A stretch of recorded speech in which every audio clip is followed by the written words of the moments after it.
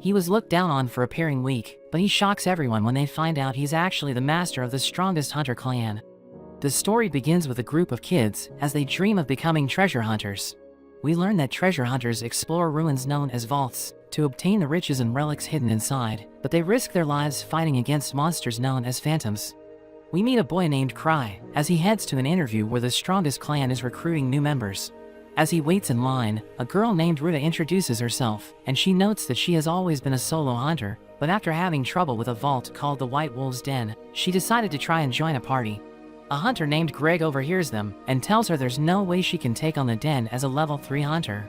He calls her an amateur, saying she won't be able to join the First Steps since it's one of the leading clans in the capital, which makes her angry, and she notes that there aren't any requirements to join the clan. She takes out her daggers and prepares to fight, but a man tells them to stop, saying if they continue to cause a disturbance, then they won't be recruited. After that, Ruta is surprised to see so many hunters, since she has never been to such a place, but Cry notes it's his 5th time. We learn that the clan is made up of a number of different parties, and Cry mentions that the Ark Brave party are the strongest ones there, saying that their 6 members were able to conquer a level 7 treasure vault. He notes that if their leader Ark accepts a hunter into their party, they're guaranteed to be successful, but he mentions that they haven't accepted a new member through one of these interviews. Ruta sees an empty table and asks Cry about it, but Greg interrupts once again, saying it's for the founder of the First Steps. He calls it the Grievers table, and Cry thinks about how the Grievers came to the capital a few years ago, but they quickly rose to power, becoming one of the most famous parties, with their official name being the Grieving Souls, and it's the party of his childhood friends. Greg notes that it's the first time the Grievers are recruiting new members in years, which is why so many hunters have gathered. A boy named Gilbert suddenly starts yelling, demanding to know where the Grievers are, revealing that he's already at level 4, but a girl named Tino interrupts him, saying he isn't needed there. She prepares to teach him a lesson, saying that she's the one who should be in the Grieving Souls, but a man stops her, since their orders are to settle things peacefully, but everyone gathers around and clears the area to see them fight. Cry tells Ruta they should go outside, not wanting to get caught up in the fight, and they start sneaking away. As the fight is about to begin, Gilbert charges up his sword, but Tino notices Cry, and she rushes to him instead. She calls him Master, and we learn that he's the leader of the Grieving Souls and the Master of the First Steps. We go back to when Cry and his friends first arrived in the capital, where they complete the beginner vaults in record time. We see Cry about to be eaten by a monster, but he's saved by his friend, and they praise him for acting as bait, but in reality, he had no idea there was a monster behind him. All of them dreamed of becoming treasure hunters, but compared to his 5 friends who were insanely talented, he thinks he's just ordinary, and he knows that if he keeps following them, he will just be a burden to them. He thinks his friends are too kind to tell him he's weak, so he decides to leave the party, but when he tells them about his decision, they tell him to become their leader instead. Cry tells Ark he was late because he overslept, but Ark thinks he's joking, and Tino doesn't seem to like him. Ark thinks Cry was blending in with the hunters to assess them, but Cry notes that he really just overslept. Tino thinks Cry should kick out Ark from the clan because he's rude, and Ark asks Cry if he has found any good candidates. Cry thinks he already has enough members, but he asks Ark if he's willing to take on a new hunter. Ark mentions he trusts his judgment, saying he will take anyone that Cry picks, but it makes a girl from his party angry. Tino thinks Cry is going to recommend her, so she notes that she would rather stay with him. Gilbert causes another scene, and Cry asks him if he's with another party, but he notes it doesn't matter. He thinks Gilbert won't be an asset to him in his current state, but he might become strong if Ark's party trains him. Cry knows he has no eye for a person's talent, which means no matter who he chooses, it's all based on luck. He mentions the most important thing for a hunter is to never give up, and he tells Gilbert to show them his strength, because if he's weak, he'll put everyone around him in danger. Cry reveals after he became a hunter, he hasn't lost a fight, which shocks Gilbert, but it's really just because he hasn't had a proper fight. He takes off his ring, telling everyone that the person who retrieves it will be recommended to Ark, and as he throws the ring towards the hunters, Gilbert catches it, but Tino instantly kicks him and sends him flying. The hunters start fighting for the ring, and Cry mentions it's a relic, so he'll give the ring to the person who manages to collect it. The next day, the vice master of the First Steps named Eva tells Cry he made the front page of the newspaper because of the fight that happened over the ring. He wonders if any civilians were hurt, so she tells him no, but mentions that they did get a call from the Explorers Association. He asks her what Ark thought of the news article, and she mentions he just laughed while reading it, so Cry tells her to charge the repair bill to him. Eva notes that he relies too much on Ark, and she tells him that the Explorers Association asked him to visit, so he knows if he neglects the matter, the chief will visit them instead. He mentions he can't go out since he doesn't have a bodyguard, and even his face-transforming relic is broken, but Eva tells him he won't be attacked during the day. Cry goes to the Explorers Association, where he instantly begs the Chief Gark to forgive him, and the girl beside them calms him down. She gives him a book, and Gark mentions that even though a report about the trouble he caused wasn't filed, a clan as big as the First Steps should be an example for the other hunters.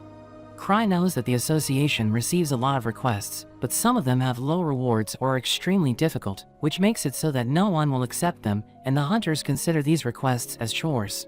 Cry realizes Gark wants him to accept one of the missions, so he decides to do it since he owes Gark, but he mentions he didn't do anything that bad.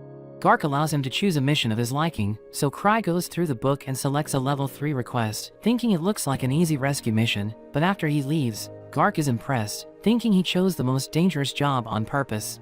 Cry goes to find Ark so he can give him the mission, but Tino reveals he was called away and all the other members are also busy. She shows that she ended up with his ring, and she's happy she can keep it. Cry asks her if she's free, which makes her happy, since she thinks he wants to spend time with her, but when he tells her about the mission, she instantly runs away.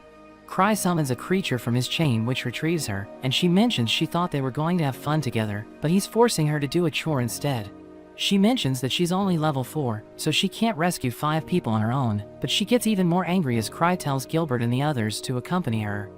We go back 6 years, to when Cry and his friends first arrived at the association to register as a party, but Cry is scared to go inside. He thinks he will just hold everyone back, so they should just leave, but his friend Luke kicks the door open, announcing that he's the strongest swordsman in the world. He notes how Cry always told him that a true warrior doesn't need a weapon, which is why he uses a wooden sword to fight. The receptionist tells Cry to select a party name and symbol, but they haven't thought about it, so the receptionist notes that the name will reflect the spirit of their party, telling them to choose wisely.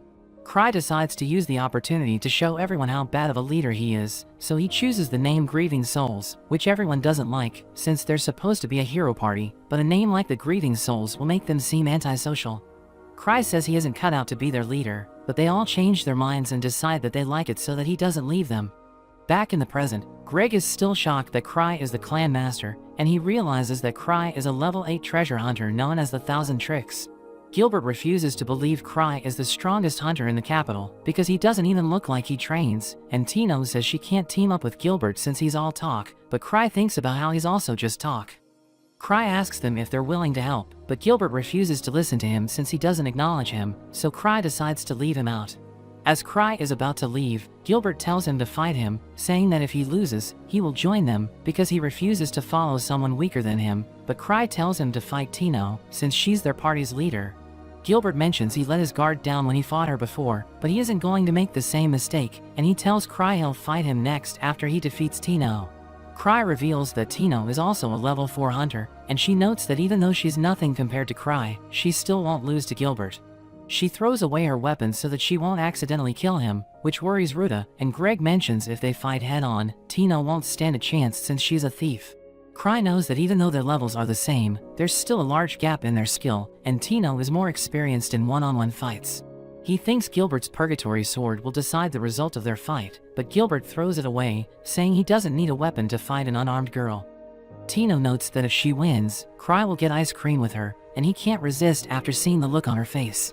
As the fight begins, Tino rushes toward Gilbert, and even though he dodges her first attack, she still manages to kick him and send him flying.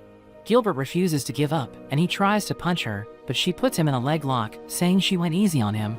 She decides to teach him a lesson so he won't disrespect Cry again, and she hits him in the back of the head, making him fall to the ground, surprising Greg and Ruta with how strong she is. Gilbert thinks about how when he was young, he was stronger than everyone around him, and after going to the capital, he joined a party, and as he kept conquering the vaults, he thought he could never be defeated. Tino mentions that if he still wants to fight, he should use his sword, but when he refuses to pick it up, she tells him he shouldn't let his pride be the death of him, which makes him realize if they were fighting seriously, he would already be dead. Cry notes that Gilbert quit his old party because the skill gap was too wide, and Cry mentions he went through the same thing with his own party, but they didn't abandon each other. Cry knows his friends were the ones who didn't abandon him, and Gilbert is shocked that even though the Grieving Souls consists of the strongest hunters in the capital, they still show mercy. Cry kicks Gilbert's sword and activates its power, which shocks him that Cry can wield the sword, because even he isn't able to summon such strong flames, but Cry was able to do it without even holding it in his hands. We learn that the substance that is said to be the foundation of the world is called mana material, and it's present everywhere but invisible to the naked eye. Treasure vaults are places created from concentrated mana material, and the White Wolf's Den is the vault, where Cry is sending Tino and the others. There was originally a wolf monster called the Silver Moon that lived there, but they were hunted to extinction, which caused a treasure vault to appear, along with the phantom of a full-blooded wolf. Cry finds the vault terrifying, but he thinks Tino and the others will be fine since they're at a similar level.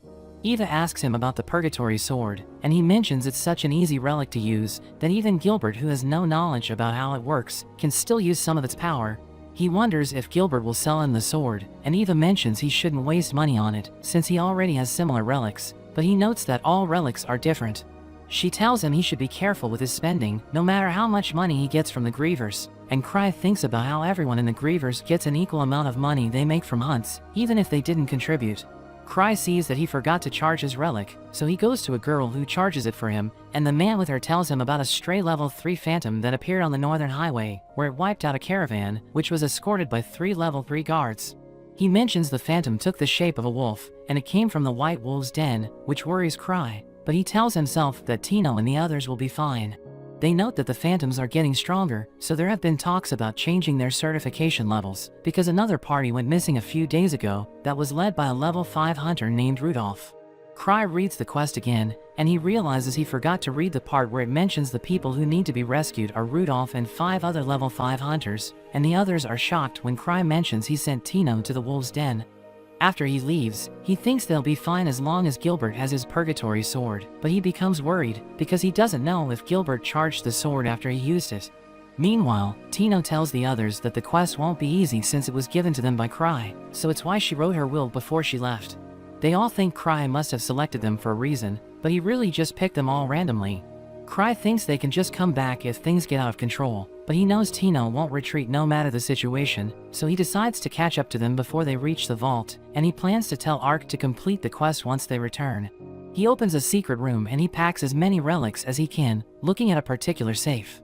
As he prepares to leave, Eva sees him trying to go out. She knows he's worried about the others, and she's surprised to see he took the Citrus slime relic, but he assures her he isn't stupid enough to have something that's illegal. But he thinks about how all his offensive relics are out of mana, so he needs to bring it as a last resort. He uses another relic to fly out, and Eva worries about him since it's ridiculously hard to control. Meanwhile, Tino and the others are attacked by a phantom, and they're shocked because it's wearing armor and has a sword, but Tino is determined to meet Cry's expectations of her. We go back to when the Grieving Souls first started working in the capital, and Luke is surprised that his sword broke against a phantom. As they talk about how they defeated a Cyclops, a drunk man overhears them, and he thinks they must be making up a story, because there's no way a level 4 phantom would appear in a level 1 vault, but he's shocked when they show him the Cyclops' eye. Back in the present, Tino and the others manage to defeat the wolf, but they're surprised there was such a strong phantom in a level 3 vault. Greg asks Gilbert why he didn't use his flames during the fight, so he mentions the sword is out of mana, realizing it's because Cry used it. Ruta thinks they should retreat, and Greg notes the people they're tasked with rescuing must be dead already, but Tino refuses to change the plan, saying the people are still alive. She thinks everything is happening just as Cry predicted, and she tells Gilbert that Cry purposely made his sword run out of mana, so he would realize he shouldn't depend on a relic. They come across a group of wolves, and Gilbert decides to take the lead, saying if he can get rid of the ones with the bows and guns, they can easily defeat the rest. Tino calls him stupid, but he mentions that even without mana, his sword is stronger than a normal one, but she tells him Cry trusted her as the leader, so she will make sure everyone survives. She notes that she and Ruta will attract the wolves, telling Greg and Gilbert to use the opportunity to attack them from behind. She mentions that she'll never use anyone to protect herself, but we see Cry wishing for at least her to survive, even if she has to use the other members as a shield. They manage to defeat the wolves, and Tino knows that even though their opponents are much stronger, they still have an advantage since they can rely on teamwork, while the wolves have no concept of working together. She thinks about how even though their party was made on the spot, they still work well together, and she thinks it was all planned by Cry. They're attacked by more wolves, and while fighting them, Gilbert remembers the time he left his old party, but he realizes they were doing the best that they could, and he never considered their feelings. Gilbert slashes the wolf with the help of Greg, and he's happy to finally have strong allies. As they move forward, Tino senses the boss, and Greg wonders if they should retreat, but Tino notes that they have managed to make it so far without getting hurt, so she thinks they'll figure something out against the boss. She tells him they need to take risks sometimes, but he notes that once a hunter reaches level 4, they can live an easy life by conquering low-level vaults, and he avoids fights he can't win because he has seen his comrades die. Tino mentions how Greg has been a hunter for a long time, but he still came to join the first steps, so it must be because he wants to achieve something, and she thinks it's the reason why Cry selected him. She tells Greg and Gilbert that the mission is Cry's way of helping them, but Ruta wonders why she was selected, and Tino wonders if it was because of her chest. They come across the boss, and Tino sees that it isn't wearing a helmet, so she thinks it must be its weak point. She tells everyone to stop its movements, and they rush towards it, but it sends Greg flying and breaks his sword. As it's about to hit him with its axe, Ruta pushes him out of the way, and Tino prepares to attack. She jumps up in the air, and even though the wolf hits her leg, she still defeats it by stabbing its neck. Tino uses a potion to heal her leg, and Greg is surprised his sword broke during the fight, but Gilbert mentions they should be happy that they survived. Tino gives Greg another sword, but 4 more wolves suddenly appear and attack them, which shocks them since there's more than one boss in the vault. They have no idea what to do, and Tino shows them the path they can use to escape, but it gets blocked by one of the wolves. Gilbert and Greg decide to stay back to act as decoys, so Tino and Ruta can escape, but Tino refuses to sacrifice anyone. She tells them to attack the wolf's eyes, so Gilbert rushes towards one of them, and as he blocks its attack, Greg stabs its leg with his sword, but it blows them away. Ruta throws her knives at its eyes, and Tino remembers when Cry taught her how to use his ring relic. She uses it to blind the wolf, and Gilbert uses the opportunity to finish it off, but it sends him flying into a wall. He apologizes to Tino for attacking without thinking, but she says it's her fault because her instructions weren't clear. The wolves are about to attack them, and they think it's all over, but Cry suddenly crashes in, smashing one of the wolves into a wall. The wolf gets back up and tries to attack him, but it's shocked to see there's a shield protecting him. Cry uses his ring to fire a huge blast, and Greg is amazed at the power of a level 8 hunter. But everyone is surprised when the wolf is completely fine, and Cry knows that his shooting rings aren't that powerful. He's confused after seeing that the wolves have weapons, and he just wants to get away safely, so he prepares to use Citri's slime, which scares the wolves. But the vial is empty, so he creates a smoke screen as a distraction, and he tells everyone to run away. As they run, Ruta notes how Cry seems to be slow, but she thinks he's just matching their pace since Tino is injured, but he's really just bad at running. Tino also thinks he's doing it on purpose to protect her, and she remembers the first time they met. She was about to be kidnapped by some men, but the grieving souls saved her just in time, and ever since that day, she has always admired them. The group manages to escape the wolves, and Ruta tells Cry if it weren't for Tino, they wouldn't have survived, but he apologizes for sending them on such a dangerous mission.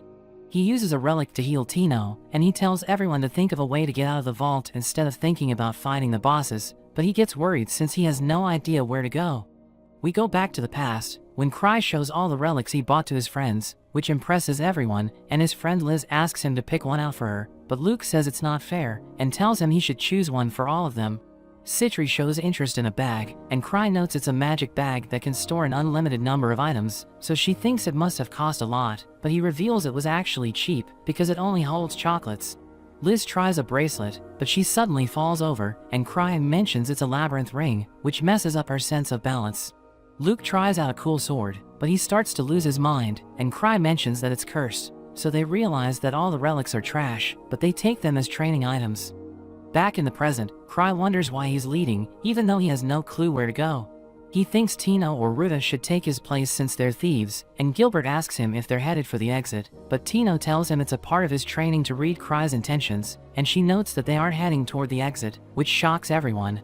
She mentions that based on the map she saw before they left, she has a rough idea of the layout of the vault, so she knows the path that they are on doesn't lead to the exit, and she says that they need to return to the boss room if they want to leave. As they move forward, Ruta notes that even though she knows Cry is testing them, she still asks him where he's taking them, but he doesn't have any idea, and he wonders why they're all following him. As he thinks about turning back, everyone rushes ahead, and Tino mentions it's why they should have trusted him. He wonders what she means, and he's surprised that they managed to find Rudolph's party, who thanks everyone for rescuing them, but Tino notes he should thank Cry, since he was the one who led them there. Ruta mentions she has given them potions, but they're still losing energy and they need to eat, so Cry uses his magic bag to give everyone chocolate. Greg notes that when he heard a party of level 5 hunters went missing, he thought it must have been a mistake, and Rudolph mentions they weren't expecting the enemy to be so strong. But Gilbert is confused, because even though the wolves were strong, he doesn't think they would have been a problem for a group of level 5 hunters, but Rudolph reveals they were attacked by only one phantom, and it had a skull for a face. Everyone is shocked hearing this, and he mentions the phantom is probably the curse of the silver moon that lingers in the vault. He thinks that the grudge of the monsters that were slain by humans was amplified within the vault, which is what gave them power. But he notes that the phantom that attacked them was on another level, and he thinks it might even be as strong as the Thousand Swords. Cry thinks about how Luke is known as the Thousand Swords, since he mastered all the forms of swordsmanship, and he's so strong that he can cut down his enemies with a wooden sword. He knows the phantoms are strong, but he doesn't think they could be on par with Luke, because if such a phantom existed, Luke would have already defeated it. Ruta asks Cry what they should do next, and he says they should get out of the vault, but he notes that he made Tino the leader of the mission, so they'll do whatever she decides, saying it's part of her training, but he's really just scared of leading everyone. Tino agrees that they should leave the vault, and she mentions her leg is completely healed, so she can run at full speed, but Cry reminds her to keep the others in mind, but he's just worried about himself since he can't run as fast as her. They're about to reach the exit, and Rudolph notes if the phantom attacks them, he will hold it off so everyone can escape, but Tino refuses to abandon him. She notes that as long as Cry is with them, everyone will be safe, but Cry knows he can only carry Tino and run away if something happens. He sees he has only 5 safety rings left, so he'll be in danger if he gets hit more than 5 times. He doesn't have any other relics to use, which makes him realize it will be over for him if they're attacked. They hear the wolves howling, and the phantom suddenly appears in front of them, which scares everyone, but they're even more shocked when they see that there's a second one. But the one behind suddenly kicks the other one, sending him flying into the wall, and Cry realizes that it's Liz. He tells her to remove her mask, and everyone is relieved that she's a human, wondering who she is, but she gets angry that they don't know her, even though they're with Cry. She mentions she went to the capital to meet him, but Eva told her he had gone to the wolf den. She gets angry at Tino, because even though she's her disciple, she couldn't defeat such a weak phantom. Gilbert tries to interrupt them, but Liz sends him flying, and she turns back to Tino, who falls to her knees. Liz starts yelling at her, asking her why she's so weak, and Tino apologizes to her, but Cry tells her she did a good job, because she completed the mission, so he tells Liz to go easy on her. The phantom gets back up, and it summons one of the wolves that has a Gatling gun. Liz gets mad she's being underestimated because of how weak Tino was, and the wolf starts to shoot its gun at her, but she uses her insane speed to catch them out of the air, arranging them all around her. She notes that she can't be hit by weapons of the old, and she yells at Tino, calling her incompetent for being scared of such a weak weapon, but she jumps into the air, saying the wolf can be defeated if it's attacked from above, and she blows it up in a single hit. The phantom tries to attack with its sword, but she catches it with her hand. She starts to beat it to a pulp, while she continues to yell at Tino, which makes her tear up, and Cry feels bad for her. He smiles as he thinks about how Rudolph said the phantom was as strong as Luke, and he knows that besides him, all the grievers are insanely strong, because they've honed their skills by competing against each other. They all return to the capital, and Gilbert mentions that he will give his sword to Cry, because he plans to start his training from the beginning and train with his old party. Greg tells him to apologize to them for his past behavior, and he mentions he's indebted to all of them, asking them to give his gratitude to Cry. He hopes to be able to catch bullets like Liz, but they tell him it's impossible for him, and Tino mentions that if he really wants to be like her, then he should know that their masks are specially made. We go back to when Cry ordered the masks for the party, but he messed it up and forgot to get holes for their eyes, but everyone goes along with it, thinking he did it on purpose, because if they can get around while having it on, they will become even stronger. Back in the present, Cry searches everywhere for the slime, but he can't find it anywhere, so he tries to just forget about it. We go back a year, to when Citri gave Cry the slime to hold onto, and we learn she's the party's genius alchemist. Cry tries to open the vial, but Citri tells him to be careful, because it might destroy the capital if it's released, so Cry realizes how dangerous it is. Cry looks around everywhere for the slime, as he notes that when he tried to use it in the den, the vial was empty, so he thinks it must still be in his room. He remembers how he put it into his special safe, so it's impossible for it to have gotten away. He concludes that the vial was always empty, and he thinks Citri was just pranking him, but he still has a bad feeling. He wakes up tired the next day, because he's still worried about the slime, and he runs into Eva, who tells him the association wants his report on the wolf's den, but he notes that Tino was the leader, so they should ask her instead, but Eva mentions that Tino is busy training with Liz. Cry asks her if there has been any movement in the capital, still thinking about the slime, but she doesn't know what he's talking about, so he tells her not to worry and goes to check on Tino. After he leaves, Eva notes how there have been all sorts of anomalies going on in the capital, but Cry seems to be able to accurately predict the things that happen. Cry heads to the training room, where he sees a level 6 hunter named Sven outside, and we learn he's the leader of the Obsidian Cross Party. He tells Cry he needs to stop Liz, because Tino will die if they don't do something. Cry thinks he's exaggerating, but when he opens the door, he sees Liz standing over Tino's body, wondering if this is all she can do. Liz prepares to finish her off, but Cry interrupts her. Liz notes that Tino has more talent than her, but she wonders why she's so weak. Cry tells her to call it a day, but Tino suddenly grabs onto Liz, saying she can still move, so they decide to continue their training. Cry realizes there's no stopping them, and Sven mentions how the northern route has been locked down because there was an attack from multiple phantoms. Cry also remembers how things were strange at the Wolf's Den, so he wonders if it's why Gark wanted to see him. He wishes Ark was back so he can get him to do all the work, so he thinks he just needs to stall for time. He comes up with an idea and tells Sven to visit Gark in his place, saying he's too busy to go himself. As he leaves, Sven's companion Henrik wonders why Cry stays back, while everyone else is out on missions, but Sven tells him he's new, calling Cry a monster, and he tells Henrik not to judge Cry by his laid-back appearance. Meanwhile, at the association, Gark wonders about the cause of the anomaly at the den, thinking Cry must know something, because it's the only vault he has visited in a long time. We see a secret lab, and we meet a mage named Noctis, but he can't believe such a high-level hunter like Cry has become suspicious of them, thinking they can't underestimate him, so he decides to call his right-hand Sophia to deal with him. We learn that the mages of the capital's Akashic Tower are the ones behind the vault anomalies, and we learn they're tapping into the power flowing through the ley lines of the vault for research that will allow them to create their own vaults at will. We see Cry as he watches in terror as a giant slime sets fire and destroys the capital, but he wakes up and realizes it was just a nightmare. He finds Liz in his bed, and she asks him if he's free, so he agrees to do something with her. We see Gark visiting the first steps, but when Liz sees him, she tells him to get lost, not wanting him to ruin her date with Cry. They start to fight, so Cry decides to talk to Gark's assistant Kana. She asks him if he noticed anything strange from the den, but he mentions he was more worried about something else. She tries to ask him about it, but he knows he can't tell her about the slime, and he tells her to ask Gark for help with the anomalies. Meanwhile, Liz teases Gark for being rusty, telling him he fell off, so he decides to teach her a lesson.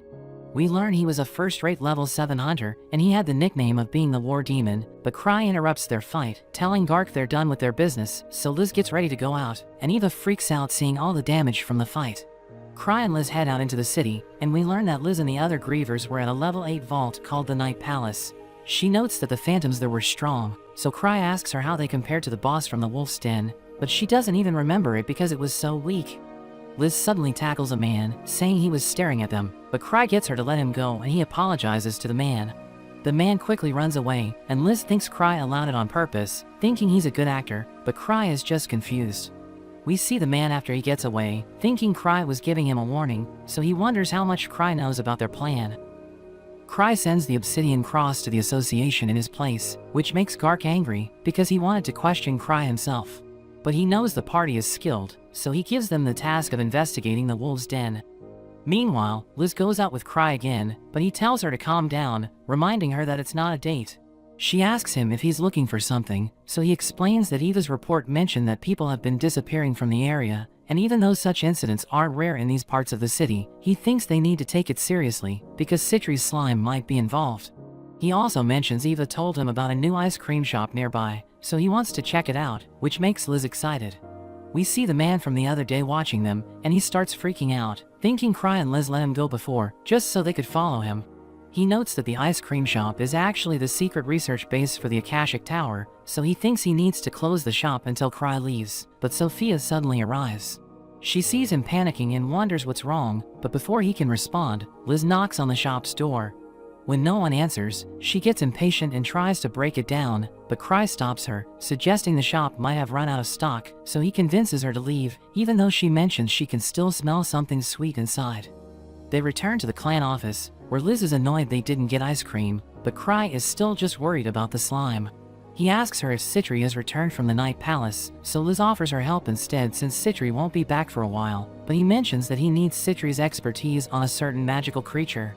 Eva arrives to tell him that she has chosen members for the investigation of the Wolves' Den, while Sven's team is already on site, but Ark isn't back yet.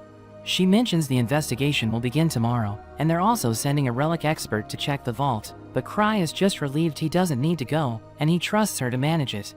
Meanwhile, the Akashic Tower members have a meeting about how Cry has discovered their base in the capital, and one of the mages named Flick suggests that they stay calm, but since Cry's true intentions are unclear, they aren't sure how to proceed. Noctis asks Sophia for her opinion, and she shocks everyone by suggesting they should fight, but Flick reminds her that Cry is level 8. Sophia still thinks they shouldn't back down, because it's the perfect opportunity to test their defense system, and if they manage to wipe out Cry's party, there will be no one left to oppose them. Noctis likes her idea and tells her to do as she pleases, since Cry has already noticed them, so they can't expect to escape without a scratch. We see Tino walking through the city, and she's surprised to see so many hunters at the guild, but another hunter tells her they're collaborating with the association to investigate the Wolves' Den. Tino thinks there are way too many people, but the man mentions Cry wanted Ark to lead the mission, and since he's one of the top level 7 hunters in the world, all the hunters there are just to make up for him not being available. Cry arrives with Eva, and he's also surprised to see so many people. Eva explains that they're all replacements for Ark, and Cry worries about the cost of hiring everyone, so he suggests cutting the number in half, but the hunters worry about facing a threat serious enough to require Ark, which makes Cry wonder what's going on in the vault. Eva reassures him they can afford the extra hunters because Gark is helping pay, but he worries about sending them all, since Citri's slime might be in the vault.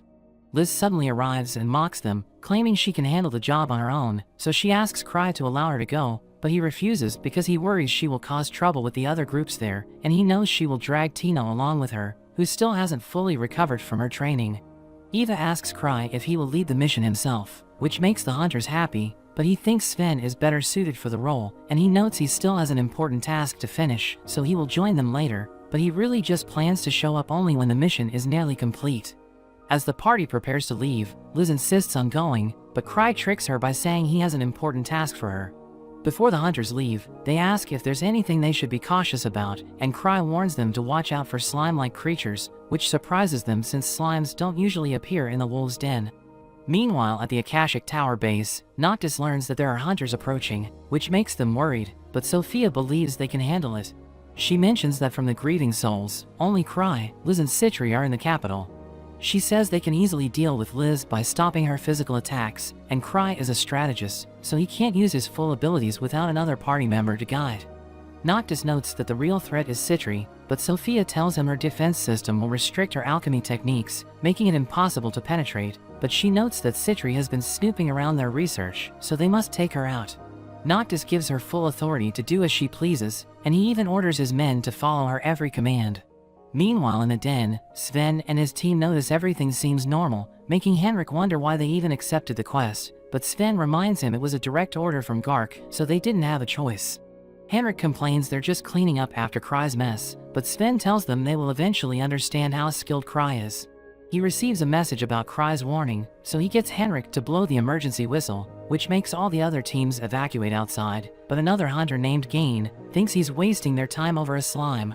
But Sven defends Cry by explaining his ability to see the future, and he recalls the time when Cry advised them to bring weapons to a flower viewing party, which later turned out to be a vault called the Prism Garden.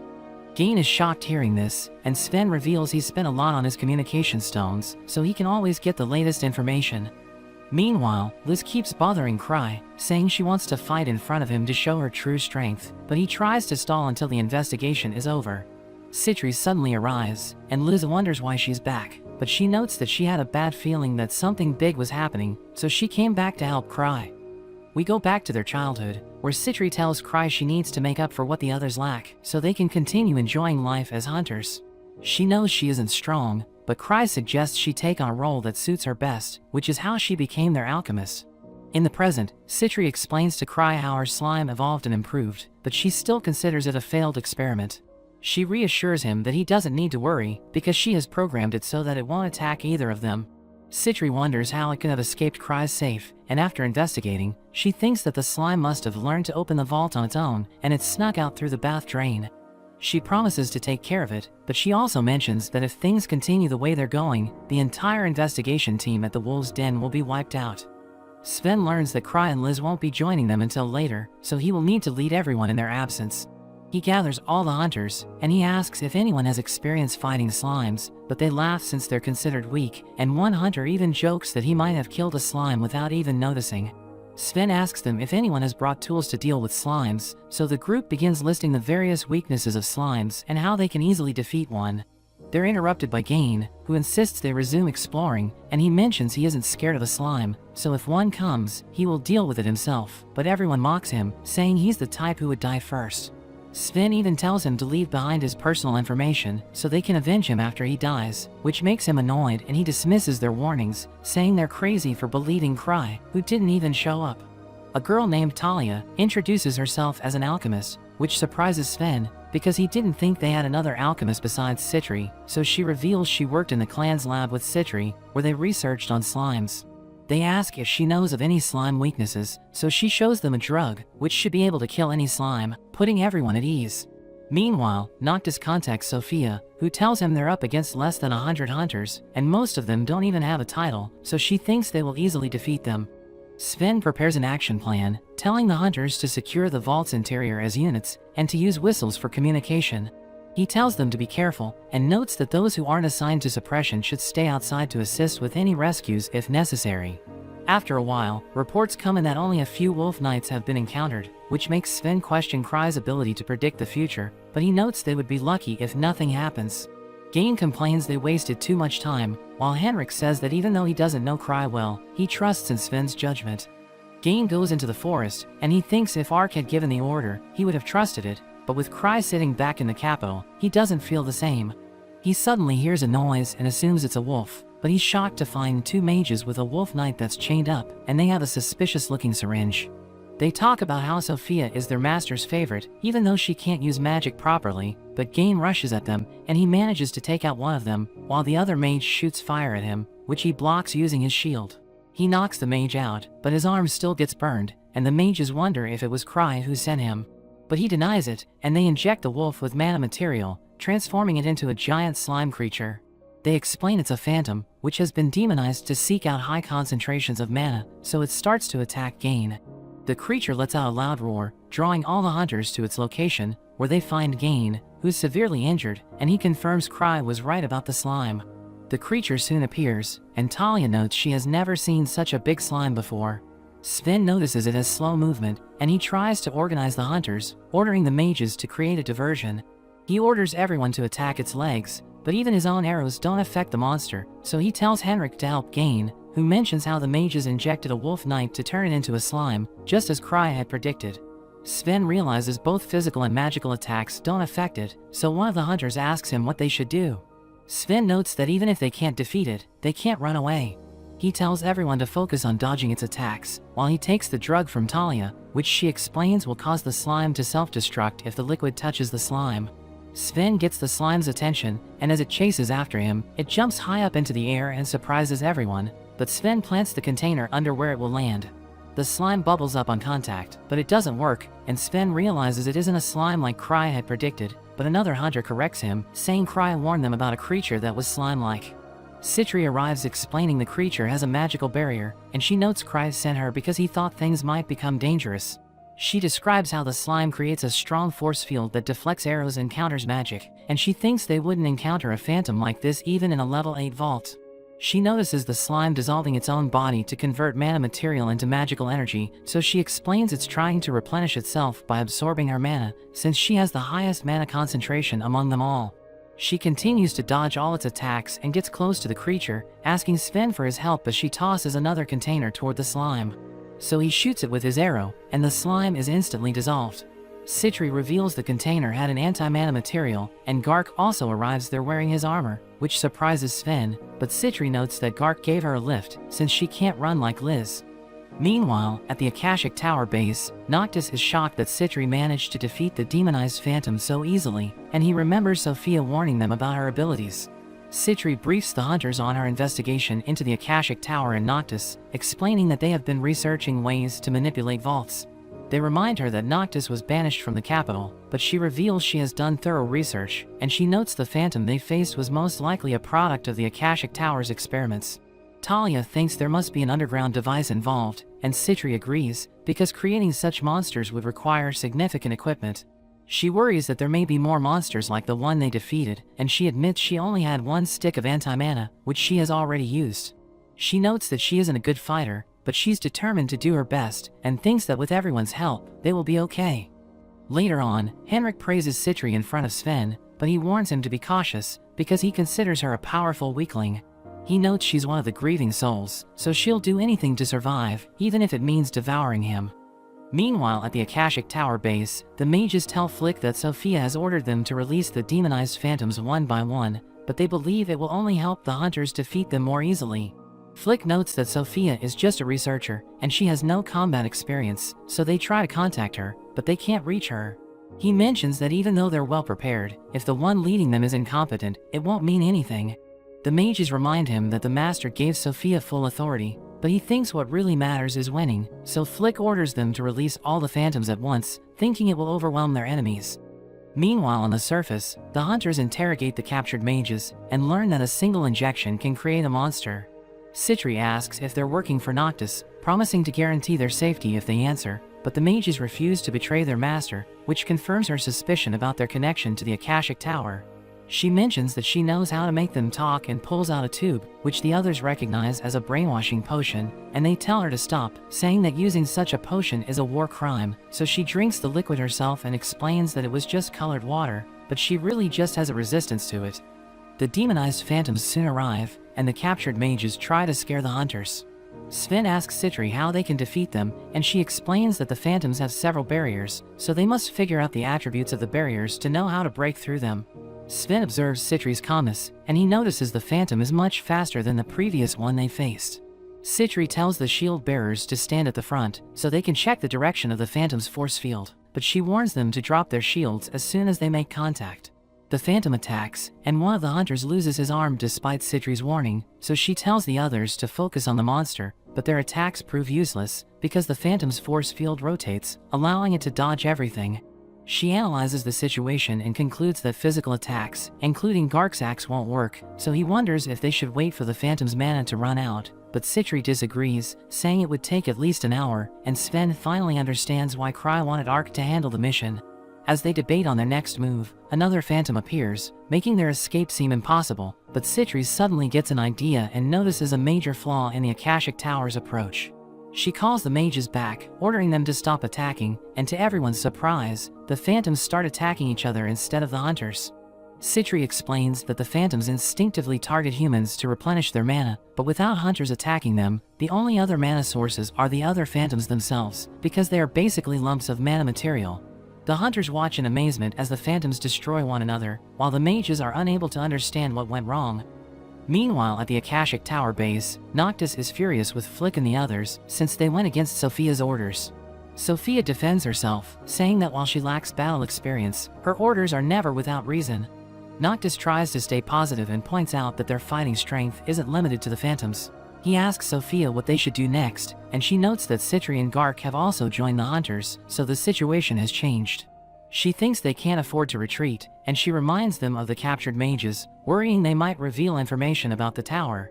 Flick thinks the mages won't betray them, but Sophia believes Citri will still soon locate their base, so they'll need to unleash the Malice Eater to crush the hunters. Noctis reminds her that the Malice Eater is still in training, and someone will need to control it, so Sophia tells Flick to take charge, saying it's his chance to prove his worth. Talia admires Citri for never giving up, thinking she's a true genius, but seeing her makes her feel jealous, because she thinks she can never reach her level. Sven notices Talia deep in thought, and he asks if something is bothering her. He wonders if it's because her slime repellent failed, but she denies it, and he tries to cheer her up, saying Cry should have warned them it wasn't a regular slime. He also mentions how the mages keep staring at her, thinking it might be because of her red hair. Gark thinks they might need to retreat, but Citri surprises him by saying that she has found the location of the enemy base. She explains the exact spot where she believes they are hidden, based on the presence of mana and a number of other factors. She asks the mages if she's correct, so they lie and tell her she's wrong, but it only confirms her suspicion. They note that they must go on the offensive before Noctis escapes, but the mages tell them their master isn't there, and they call for Sophia to stop the hunters. Sven wonders who Sophia is, so Citri mentions she's her arch-nemesis, and she vows to capture both her and Noctis, saying that their research will continue unless they're stopped. She admits she failed to capture Sophia in the past due to her incompetence, but she swears to put her away the next time they meet. Meanwhile, Cry and the others approach the den, but he isn't happy because he had planned to arrive only after everything was over. Liz tells them to hurry, believing Citri might die without them, but Cry doubts it, thinking that the only one who might die is himself, since he hasn't charged his relics and doesn't have any safety rings. Tino mentions they have almost arrived, but it's too dark for Cry to see anything. Tino tries to use the chance to hold his hand, but Liz refuses to let her touch him. Meanwhile, Gain regrets not trusting Cry, because if he had, he wouldn't have gotten so wrecked. Citri notes that Cry is a genius who might one day reach level 10, which makes Gain even more eager to meet him.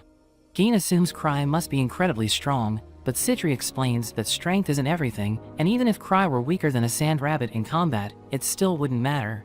A bolt of lightning suddenly strikes them from the sky, and Flick appears riding the Malice Eater. He thinks he has redeemed himself by taking them all out, but Citri is unharmed by the attack and dismisses his spell as basic magic, since she's used to that level of power when she's with the other grieving souls. She uses a water gun to shoot Sven with a healing potion, instantly reviving him. He gets up and charges at Flick, knocking him out, but the monster proves to be too powerful, and he's almost killed, but Gark arrives just in time and kills the monster in one hit.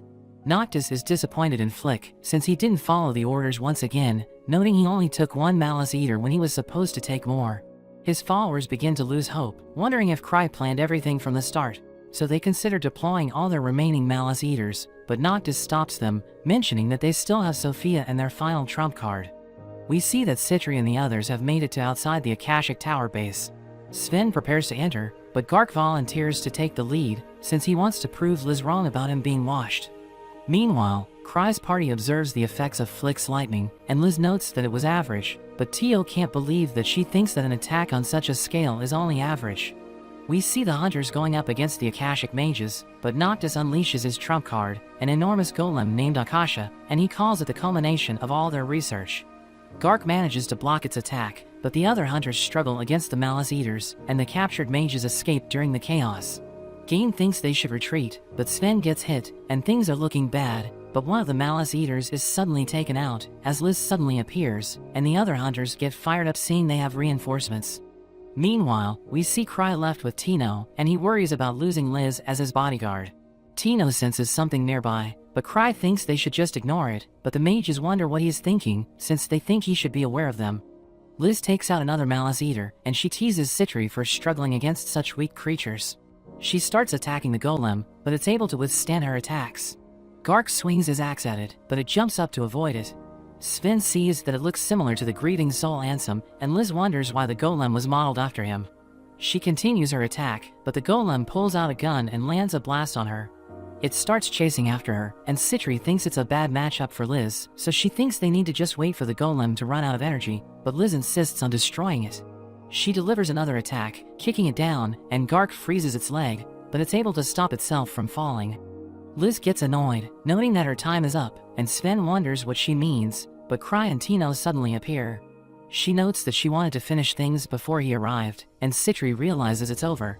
The golem starts to charge at him, but he can't actually see it in the dark. It prepares to attack him, but it suddenly gets blown away, and the fight appears to be over. Liz wonders what he did to it, but he doesn't even know what happened. After that, it seems the Akashic Tower mages were able to escape, but their research and materials are all confiscated.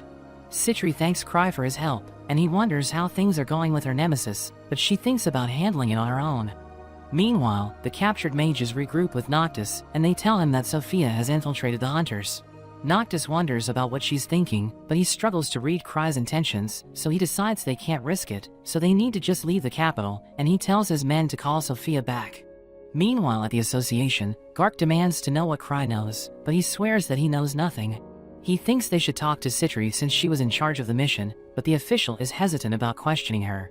He even notes that there was an incident 3 years ago, where there was a mass prison breakout, and all the evidence pointed to Citri, but she got off thanks to Gark, who thought it was ridiculous for her to be involved. Talia is brought to Noctis, and he tells her to drop her act. He tells her they're leaving, but she has no idea what he's talking about. They wonder if she's using a spell to avoid suspicion, but they notice the Malice Eater is aggressive towards her, so they realize she's not Sophia. The real Sophia appears, and Noctis wonders why there's a girl that looks just like her, but she explains that she's the one who's the copy. She reveals herself to actually be Citri, and Noctis wonders what she's doing pretending to be Sophia, but she explains that Sophia never existed, and it was always her from the beginning. Flick thinks she was planning to betray them, but she notes she became a disciple like all of them because she was drawn by Noctis's abilities. She mentions she respects his relentless dedication, and she's thankful for all the equipment and materials, but she thinks the jig is up, and she thinks Cry letting them go was his warning to her to stop what she's doing. Noctis thinks she must have leaked their research to Cry, but she mentions that he's just able to see through everything. She thinks he organized everything while she was away, sending high-level hunters to help test the fruits of her research. She reveals that she was the one who made the golem jump back because she thinks the battle would have led to too many casualties. She tells them all that they will all be captured as criminals, but she tells them not to worry since she will carry on their research. Flick orders the Malice Eater to attack her, but it doesn't work, so Noctis blasts her with his flames, but she emerges unharmed, and he can't believe his attack had no effect, but she reveals that her slime absorbed the blast. She gets excited to test it out, and the mages tell Noctis to run while they hold it back. We see him about to get away, but he gets pushed back by a cloaked figure, so he burns it with his flames, but it turns out to be a jacked monster.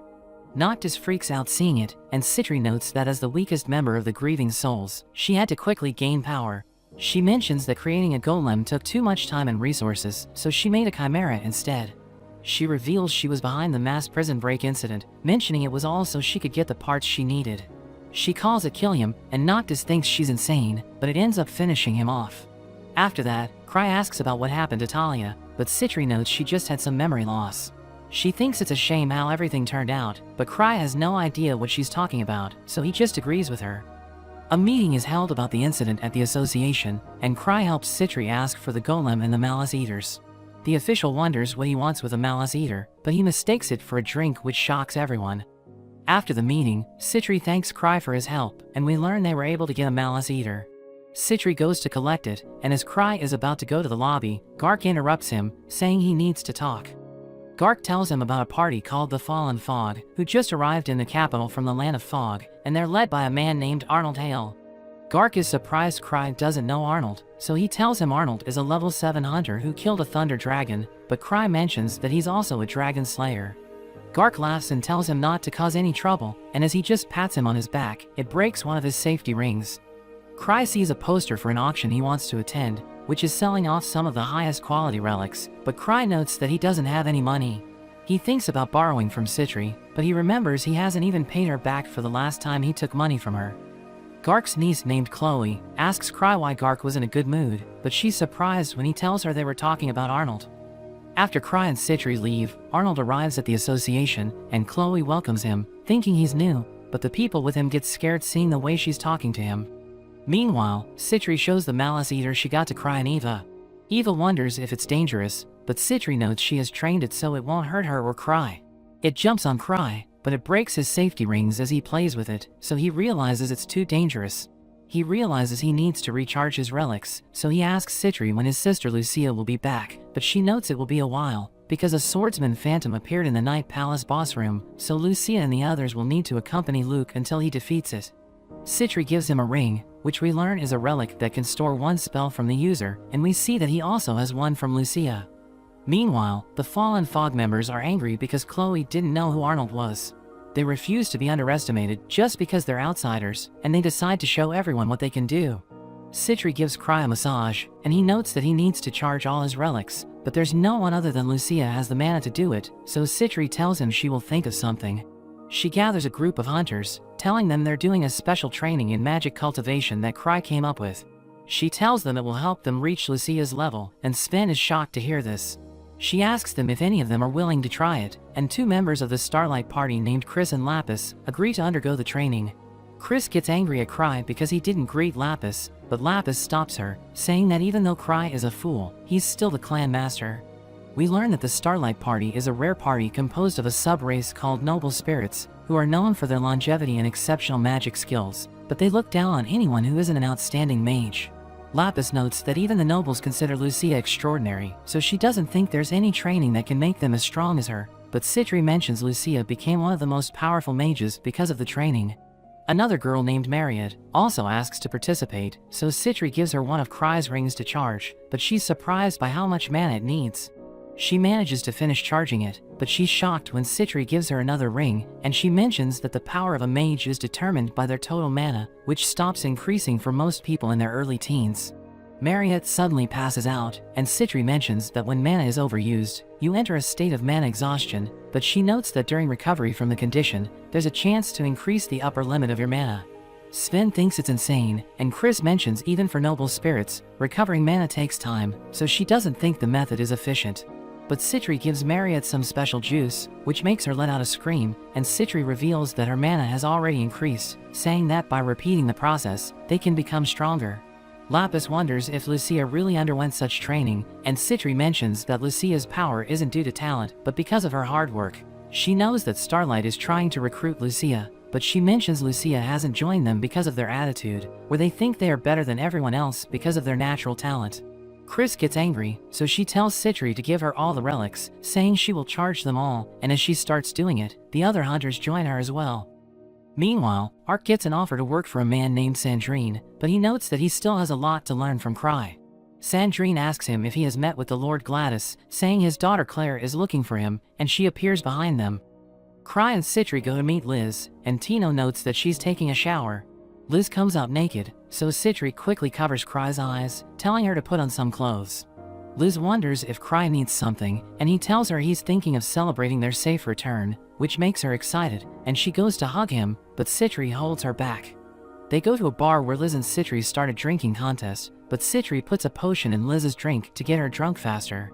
She starts to accuse Citri, and they begin to argue, but Citri puts another potion in her drink, saying they should continue their competition, but she's shocked when Cry gives her the drink with the potion. So she also gets drunk, and starts asking Cry if he only uses her for her money, mentioning he owes her over 1 billion gil, so she tells him he can pay it back with his body, but as she gets close to him, Liz gets in the way. The Fallen Fog members also arrive at the bar, where they start to cause problems, trying to show off that Arnold is at level 7. He demands to have women and alcohol, so Liz goes up to him, and she pours a drink on his head, which pisses him off, but she smashes him with the jug, and easily defeats all of them. Back at the clan office, Eva notes that even though the Fallen Fog members were also at fault, it's still a problem since Liz attacked them. She thinks that since Arnold has a track record of defeating a Thunder Dragon, they should resolve things peacefully, and Cry notes that a Thunder Dragon would be delicious if it's grilled, saying Citri made it for him once, but Eva is surprised since a Thunder Dragon's body is made of rare and expensive material, so she has never heard of one being sold as food. The Fallen Fog goes to the association, and Chloe thinks they're there to submit a complaint since they got beaten up, but Arnold says that he only needs the name of the girl who attacked them, so Gark tells him it was Liz. He mentions he told Cry to keep her out of trouble, but he must have forgotten, and everyone is shocked when he mentions that Cry is at level 8. He tells them they shouldn't worry since Cry isn't the type who's a bully, so he tells them they'll be fine if they don't cause any more trouble, but it seems to only make Arnold more angry. Meanwhile, Eva is shocked after learning how much money Cry owes Citri, and he mentions she gave him 3 suggestions to pay off the debt. The first way was to throw her in prison so she defaults on her debt, but he tells her it isn't an option since she hasn't done anything wrong, but the second and third suggestions she gives him is to make her his bride, or to become her groom, so Cry jokes about how it looks like marriage is the only option. Eva mentions he can pay her back with his income from the Grievers, or if he needs to pay her quickly, he can go to a treasure vault on his own, but he's too scared to do that. She mentions she will make a repayment plan for him, so she tells him not to increase his debt any further. The Fallen Fog goes around the city, trying to get information about Cry, but all they hear are rumors, and when they tell Arnold how Cry doesn't even go to the vaults, it makes him think it's because he hasn't met anyone with abilities that are on his level. They mention no one has ever even seen Cry fight, so Arnold thinks he must be the strategist type, who only reached level 8 because of his friends, which means Cry won't be any match for him, because he reached level 7 through his own power. Tino meets with Cry and asks him if he needs anything, saying she'll do whatever he needs, but she becomes sad when he asks her for money. She notes that she also needs money for buying supplies and maintaining her equipment, so there's a limit to how much he can borrow from her, but she can't believe it when he tells her how much he owes. He mentions Citri was the one who lent him the money, and she loses her mind when he notes that if he can't pay her back, he will just marry her.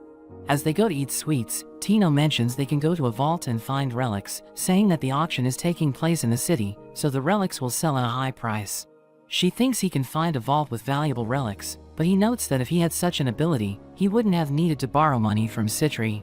They run into the Fallen Fog, who prepare to attack him, but Cry mentions that he understands how they feel, since Liz attacked them unexpectedly, so he apologizes on her behalf and even offers to kneel. He shuts Tino's mouth, saying he's on a date with her, and he didn't even bring his weapon, so they should fight another time, because they won't be satisfied by beating him when he isn't serious. But Tino tells them that Cry is just worried he'll beat them too badly, which will make them lose confidence. Cry tries to calm her down, but she keeps provoking them, so seeing that he has no other choice, he starts gathering a crowd around them, but they have no idea what he's planning, and we learn he was actually looking for other clan members to help him, but he had no luck. Arnold mentions that the rumors about him being mysterious are true, and he says that Cry only got to level 8 because of his friends, which makes Tino angry. Arnold likes the look in her eyes, and he thinks she'll become strong in the future, but the Fallen Fog members tell her that she's no match for Arnold. She asks for Cry's permission to fight, and everyone is shocked when he doesn't stop her. Tino starts attacking Arnold, but he easily blocks all of her attacks. Cry keeps looking around for other clan members, but the Fallen Fog tell him to pay attention to the fight, since Tino is fighting for him, so he starts to cheer for her, which annoys Arnold. Tino lands a kick, but it does nothing, and Arnold smashes her head into the ground, angry that Cry sent an inferior opponent to fight him. Cry realizes he has no other choice, so he decides to use his pendant, which has Lucia's magic stored inside. He uses a high-level gravity magic to defeat the Fallen Fog, but Tino also accidentally gets hit by it. He tells Arnold that if he still wants to fight him, he needs to first defeat the 3 main parties of his clan to challenge him again. After that, Tino apologizes to Cry since she couldn't meet his expectations, but he notes that it's his fault since he misread the situation. She still wants to redeem herself, so she asks Cry to tell her where the treasure vaults with valuable relics are, and she swears to work hard to repay his debt. Meanwhile, Liz trains with a golem made by Citri, but she's disappointed since it's just a replica, telling Citri to bring her the original one, but she mentions it's with the Investigation Bureau. She tells Liz about how Tino fought with Arnold, and she thinks it must have been a hard fight for her. Citri mentions how Cry helped her in the end, and she wonders if they should take care of the Fallen Fog, but Liz thinks they should leave them alone unless Cry orders them. Cry meets with Chloe, saying he doesn't understand why Arnold and the others are mad at him, so she notes it's because that even though Arnold is a level 7 hunter, Cry still forgets about his existence. She asks him what his first impression of Arnold was, so he mentions he must like women with large chests, since he wasn't interested in Liz. We see that Chloe once tried to join the First Steps, but she's easily defeated by Luke and fails the exam, so she gave up on being a hunter and became a receptionist for the association. She asks Cry why she failed her test 3 years ago, because he told her she had potential, so she wonders what she was lacking. He tells her she should already know, mentioning she could pass in her current position, but he thinks that she shouldn't, saying she has already found her place as a member of the association. After he leaves, he remembers the reason she didn't pass the test 3 years ago, and it was actually just because she was too young at the time, and he knows that if he took her now, Gark would beat him up. Chloe wonders if Cry not giving her a direct answer is one of his 1,000 trials for her to find it herself. She thinks he believes that just giving her the answer won't benefit her, so she decides to continue thinking about the real answer, and until she understands it, she will continue to fulfill her duty at the association. Arnold is shocked when Chloe tells him what Cry said about him, and the other member tells him to stay calm, saying that Cry is only trying to provoke him, but he can't believe it when she mentions Cry thinks that he only likes women with large chests. Arnold doesn't understand what Cry is trying to achieve by making them fight the 3 parties of his clan, and a member of the Fallen Fog arrives after meeting with the parties, saying they refuse to fight them, which makes Arnold angry. They tell him they shouldn't act rashly, saying there's an auction where they can get new equipment, and they might be able to sell the strange relic that was turned down in the Land of Fog. Meanwhile, Cry and Tino go to a man named Mathis to show him a relic that Tino found. He mentions it's an outer relic, saying it's probably an item from a high-level magical tool organization, which gets Cry excited. He is curious about its effect, but Mathis notes that he can't know without activating it, so he needs to hold onto it for a while, saying he's busy with a lot of other appraisal requests since the auction is about to start.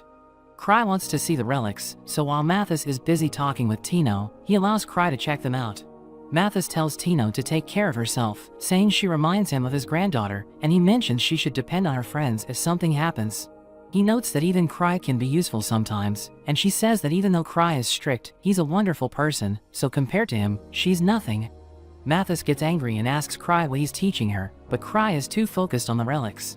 He sees a relic called the Reverse Face, which can change the face of its user, but the one he had was destroyed by Liz, so he wants it so he can go outside without any worries.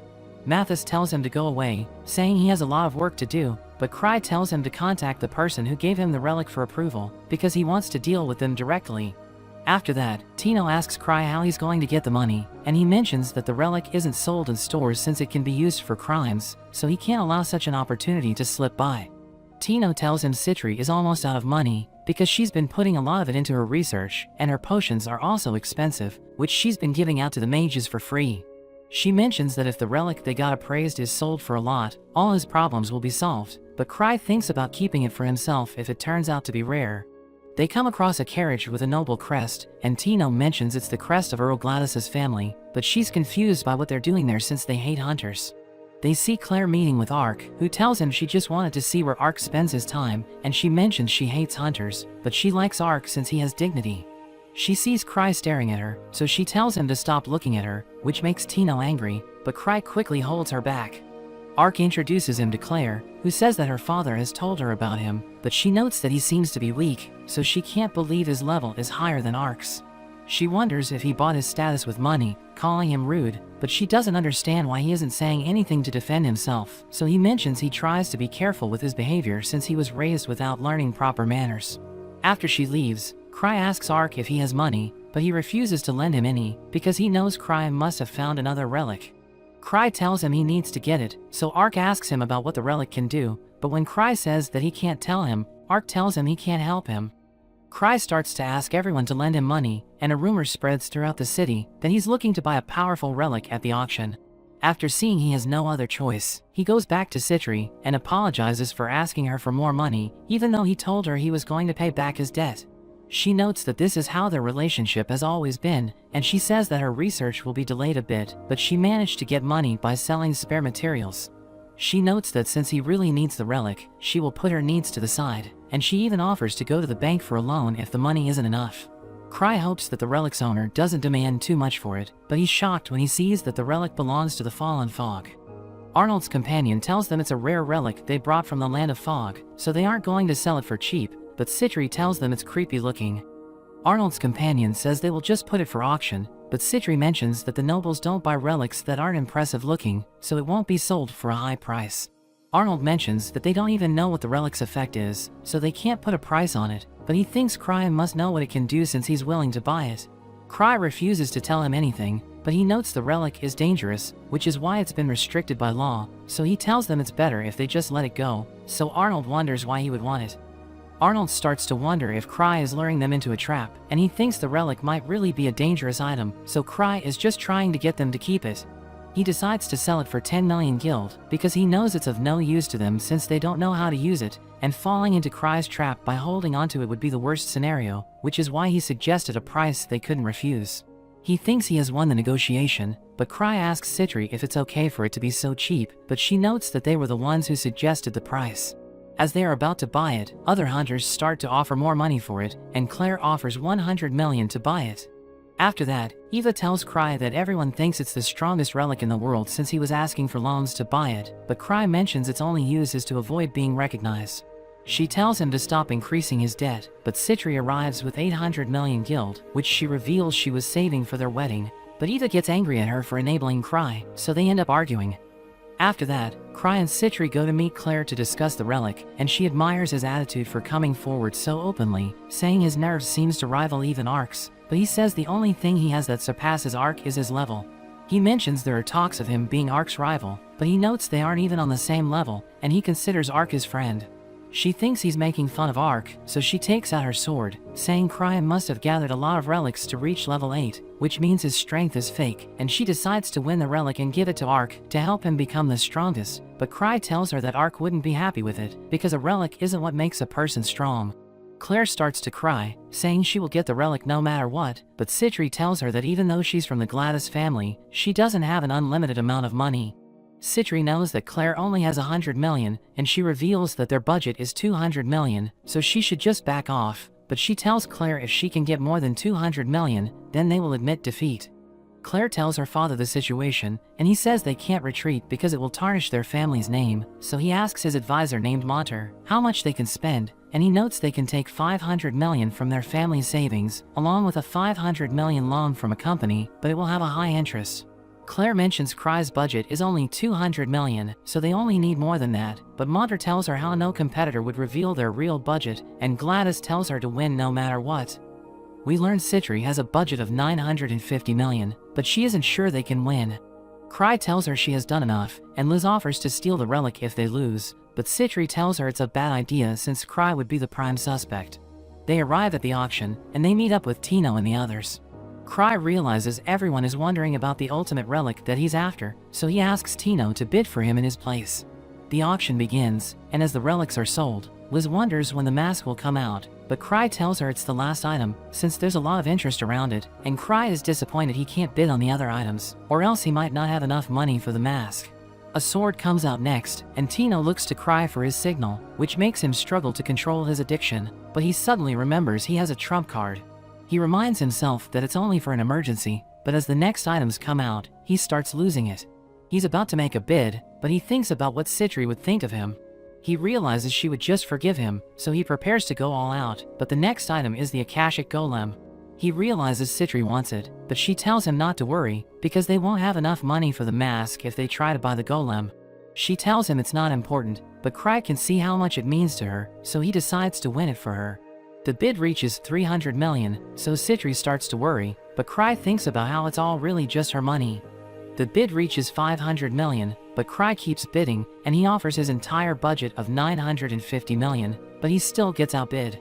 The golem ends up selling for 1.6 billion, and we see that Cry won it thanks to his trump card, which we learn was a check from Lucia, and he wonders if it was okay for him to use up all of his sister's savings. He talks to Tino after winning, and Gilbert wonders what he will do about the mask, but he tells them he already achieved his goal. He decides to head back early, and the auction for the mask begins, but he remembers Claire saying she would give it to Ark, so he realizes how he can still get it. He meets with Ark the next day, and he tells him to go and see Claire, telling him that the relic she won is dangerous. Ark's companion thinks Cry is being too vague, but Ark asks if he will need his weapon, and Cry tells him it would be best not to bring it. We see Claire feeling depressed, and we see her telling her father she won the auction, but Monter notes how Cry left early. They realize how much money he had, so they think he just let them win. She gets creeped out looking at the mask, and she thinks she's a loser, but it suddenly asks her if she wants power. It starts to float, calling her fitting to use its power, and it suddenly possesses her. Meanwhile, Ark meets with her father, and he tells him how Claire locked herself in her room. There's suddenly a crash, so they rush over to check it out, and they find Claire with the mask, as she throws a guard away. Ark asks her what happened, so she tells him she won the strongest relic for him, so he thanks her and asks her to take it off to give it to him, but she sees he has his sword, and Ark remembers Cry's warning about bringing his weapon. Claire starts to lose it, so Ark orders his party to prepare to fight, but warns them not to harm Claire. She refuses to lose to anyone, and she charges at Ark with a sword. Meanwhile, the Fallen Fog are happy they were able to sell the mask for 200 million, but they find Liz and Citri waiting for them. They tell them the profit they earned was all a part of Cry's plan, so they ask for a cut of the money. Arnold's companion thinks it's ridiculous, but Citri tells them she will sell them the antidote for 110 million. She asks them if they notice their drinks tasted funny, and they all suddenly feel sick, so Arnold realizes he has no other choice. Back at the clan office, Cry holds a party to thank Ark, and he gives Cry the mask. Cry is excited to have the reverse face, and Claire thanks him for sending Ark. Ark warns him it's dangerous, but he instantly puts it on. It grabs onto his face and evaluates him, but finds all his stats are too low, and he has no motivation, so he's not fit to use it, and it removes itself. Cry realizes it's not the reverse face, but thinks it's rare since it can talk, and Claire decides to just give it to him. Liz and Citri return with the money, and they all enjoy the party. Cry thinks about how Claire was able to activate the mask, so he gets depressed realizing that he must be even weaker than her. In a flashback to 5 years earlier, we see Tino as she prepares to leave her house, and she tells her guardians that she needs to go shopping. Her aunt tells her to be home early, but Tino assures her that she'll be fine, since she's already 11. The baker gives her bread, and he's impressed that she can go shopping on her own, but he warns her to be careful, since there are criminals who target children. So she becomes worried, but he assures her that she'll be fine, since there are knights who patrol the streets. She leaves the bakery, but we see two men watching her, and as she enters an alley, she bumps into one of them, so he tells her to watch where she's going. She apologizes and takes a few steps back, but she bumps into his companion, who tells her she just broke his bones, so they demand that she pay up. She starts running away, but they block her path, and she realizes that she can't escape. She becomes exhausted, and they tell her the knights don't patrol the alleys, so no one's coming to save her. They prepare to take her to their organization, but Cry suddenly appears, and he apologizes for interrupting them, telling them he wasn't expecting to see people there. His friends also arrive, and he mentions that they're the grieving souls, but one of the men tells them not to get in the way, so Luke knocks him down. The other one realizes that Luke ruined his hair, and he tries to hit Cry, but Liz kicks him away, and his companion tells him they're outnumbered, so they decide to retreat. We return to the present, as Tino mentions that Cry is like a god to her, since he appeared out of nowhere to save her. Eva is glad that she was able to get away unscathed, and Cry pretends that he went to the alley to save her, but we learn that he just happened to run into the men while he was blindly wandering around. She tells everyone about how amazing he is, but they beg her to let them go since she keeps repeating her story. Cry ignores her, and asks Mathis why he doesn't listen to her, so he explains that it's because her story never ends. Cry asks him if he has appraised the relic she found, and tells him to hurry up, but he explains that he still needs to finish his other tasks before doing that. We go back to when Tino thanked Cry for saving her, and Liz wonders if the men took anything from her, so she checks her belongings, and realizes that her brooch is missing. Cry tells her not to worry, since they'll take care of the criminals, and after she leaves, he tells the others that they should report the men to the association, because he knows that they're hunters. Citri wonders how he knows that, since they couldn't see anything with their masks on, so Cry pretends that he used his mind's eye, but we learn that he just made a wild guess. They meet Gark for the first time, and he notes that he heard rumors about the grieving souls, but Cry doesn't feel comfortable talking to him, since his face looks scary.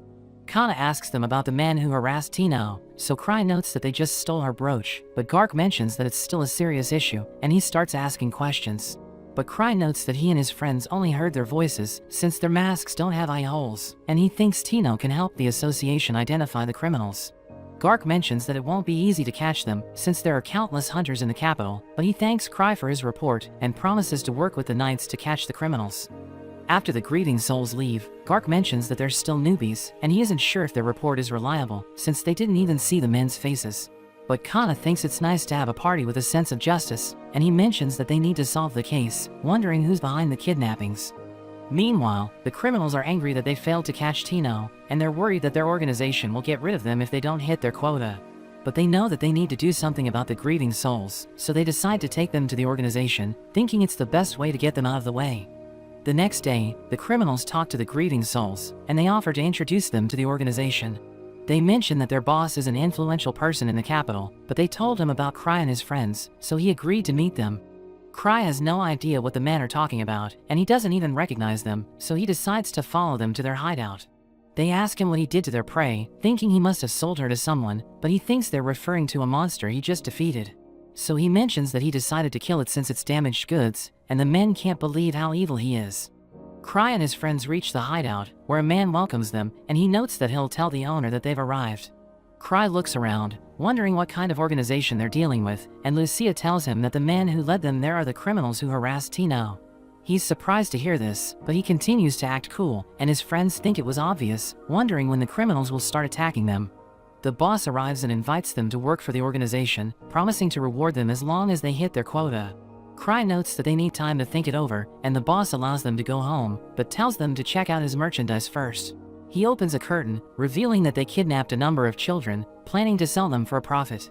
Cry realizes that they're evil, and the boss notes that he plans to grow his organization, asking Cry if he wants to join them. But he refuses to work with them, so one of them shoots Luke, and the boss notes that he deserved it since he hurt one of his men. But he suddenly gets up and slices off the boss's arm, and he wonders how Luke is still alive since he got shot in the head. So he explains that his mask stopped the bullet, and his friends reveal that they spent all of their savings on their masks, which is why they're extremely durable. The boss orders his men to attack, so they open fire, but Luke deflects their bullets, and Cry's friends start taking them down. The prisoners panic as the bullets hit their cage, so Ansem protects them with his shield, and Cry covers them with the curtain, while his friends wipe out the criminals. The boss watches them as they defeat his men, and Citri throws a bomb at him to finish him off, while Cry wears his mask. He thinks everything will be okay since Gark already knows about the criminals, and he accidentally steps on something, realizing it's the brooch Tino lost. The next day, we see Cry reading the newspaper, which mentions that the organization was destroyed, and all the missing people were able to return home.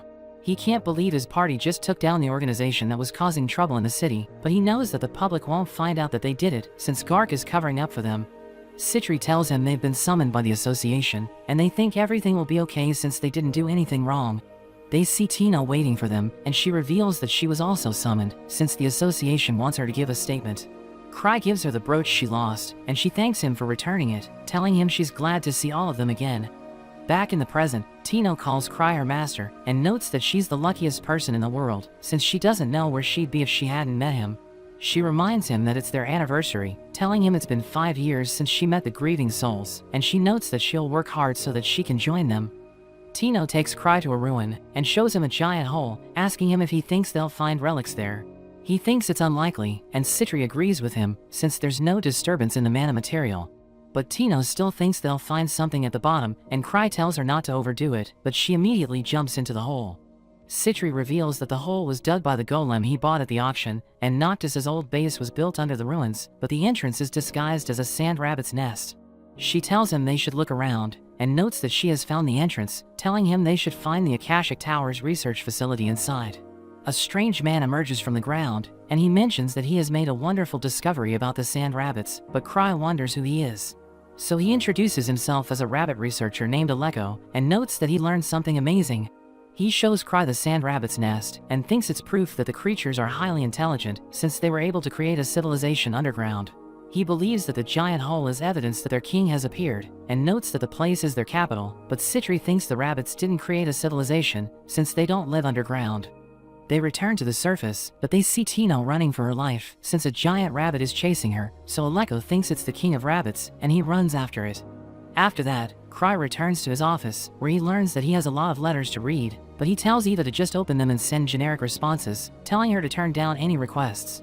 He tells her he's too busy to read them, and she notes that he doesn't have any plans lined up, but he explains that he needs to keep his schedule open.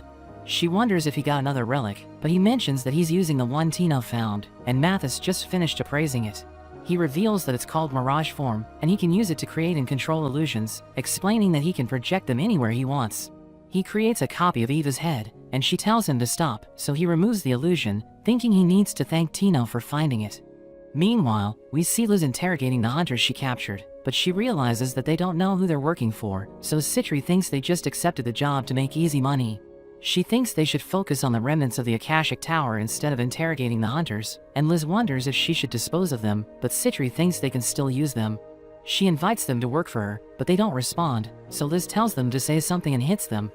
We return to Cry, as he apologizes for getting Tino in danger, but she thinks it's her fault, since she didn't realize it was another one of his trials. He offers to give her a relic to thank her for the bracelet, and Liz suggests giving her something that will make her stronger, since she isn't doing well during their training. Tino mentions that she doesn't want to rely on relics, but Liz reminds her that she ran away from a sand rabbit, so she must be extremely weak. Cry realizes that Liz has a point, so he tells Tino he'll use a relic to raise her physical abilities, and she's excited to see what he'll give her. But he shows her the mask that possessed Claire, so she becomes nervous, and he reminds her that it's so effective that Claire was able to keep up with Ark. Tino doesn't want to use it, but Liz restrains her, and the mask senses her desire to get stronger, so it wants to unleash her hidden power. Liz and Citri push her forward, and the mask attaches to her face, so Cry asks her if she's okay. She suddenly grabs onto him, and tells Liz and Citri to stay away from him, since they aren't worthy to be with him, so they become angry and prepare to take her on. After that, Gark tells Cry that Earl Gladys has a job for him, and he notes that it's dangerous, but he thinks Cry should accept it since the reward is huge. He mentions that he isn't interested, but Gark reminds him about his quota, and tells him he hasn't accepted any jobs for a while. Kana warns him that he'll get expelled from the association if he doesn't accept the job, so he realizes that he doesn't have a choice, and notes that he'll take the letter after he makes preparations. After that, Cry walks around the city, and he still doesn't want to accept the job, so he wonders how he can pass it to someone else. He runs into two strangers, and they tell him they want to talk to him, so he joins them for a cup of tea. One of them tells him to withdraw from the case, and notes that Akasha was their prey, but Cry has no idea what he's talking about.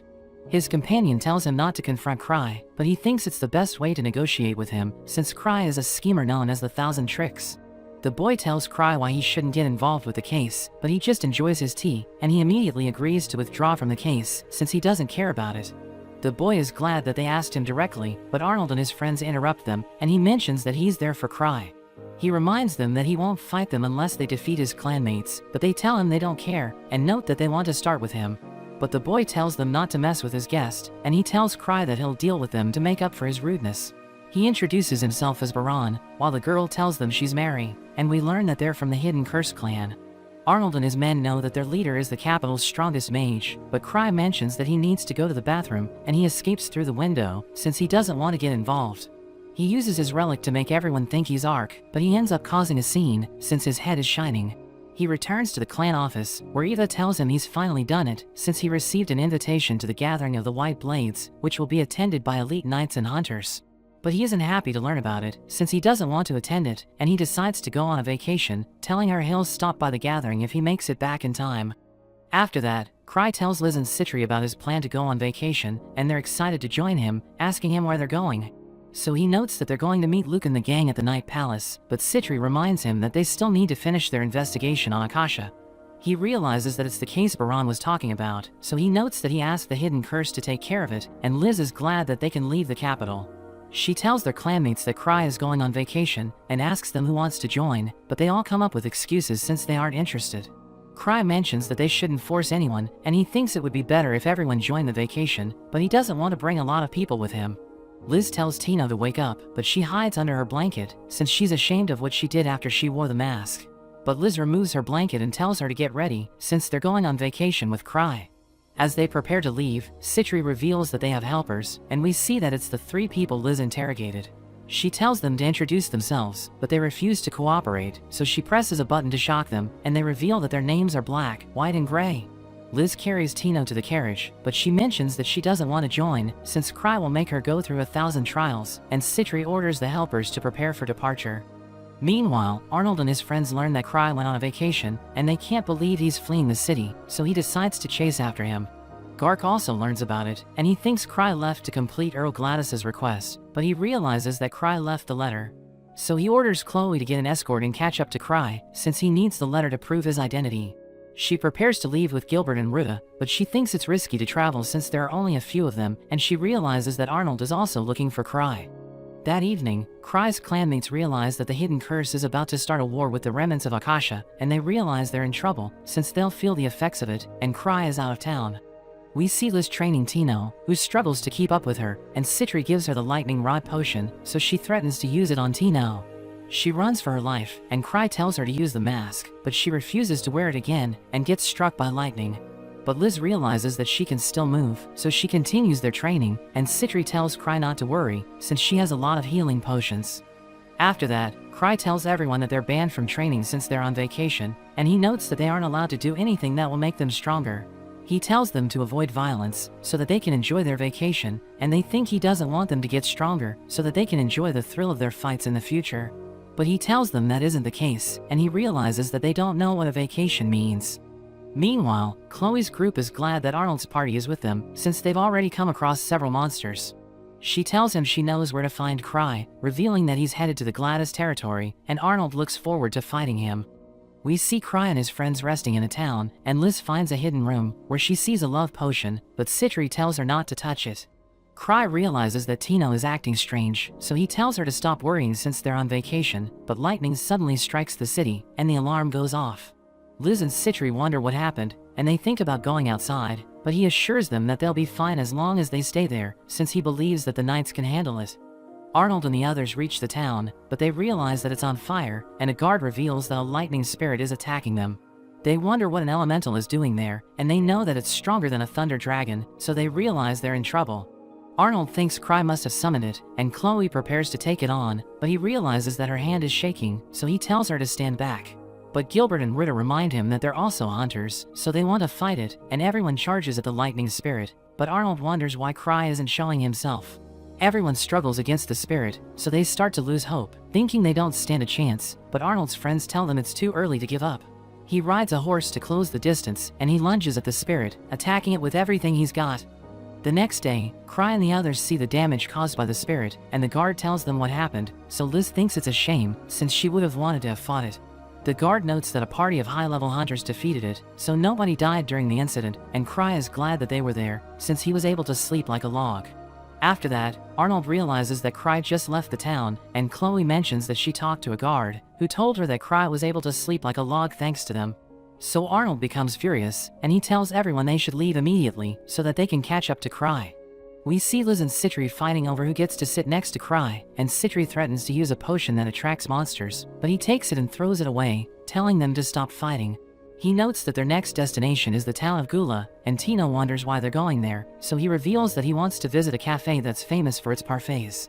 Liz and Citri mention that they aren't interested in sweets, but Tino can't relax, since she thinks he's planning to test her again. They reach the town of Gula, where they see a red flag, and a guard orders everyone to line up, but Citri uses her charm and asks him what's happening. So he reveals that there's a horde of orcs in the nearby mountains, and the guards think their town is doomed if they attack, so they decided to call for reinforcements. Liz also tries to charm him, telling him she's afraid, but he tells her not to worry, since they'll take care of everything. The girls start praising him, and Cry realizes they're having fun, but Tino is still paranoid, and she wonders if he'll use the orcs to test her.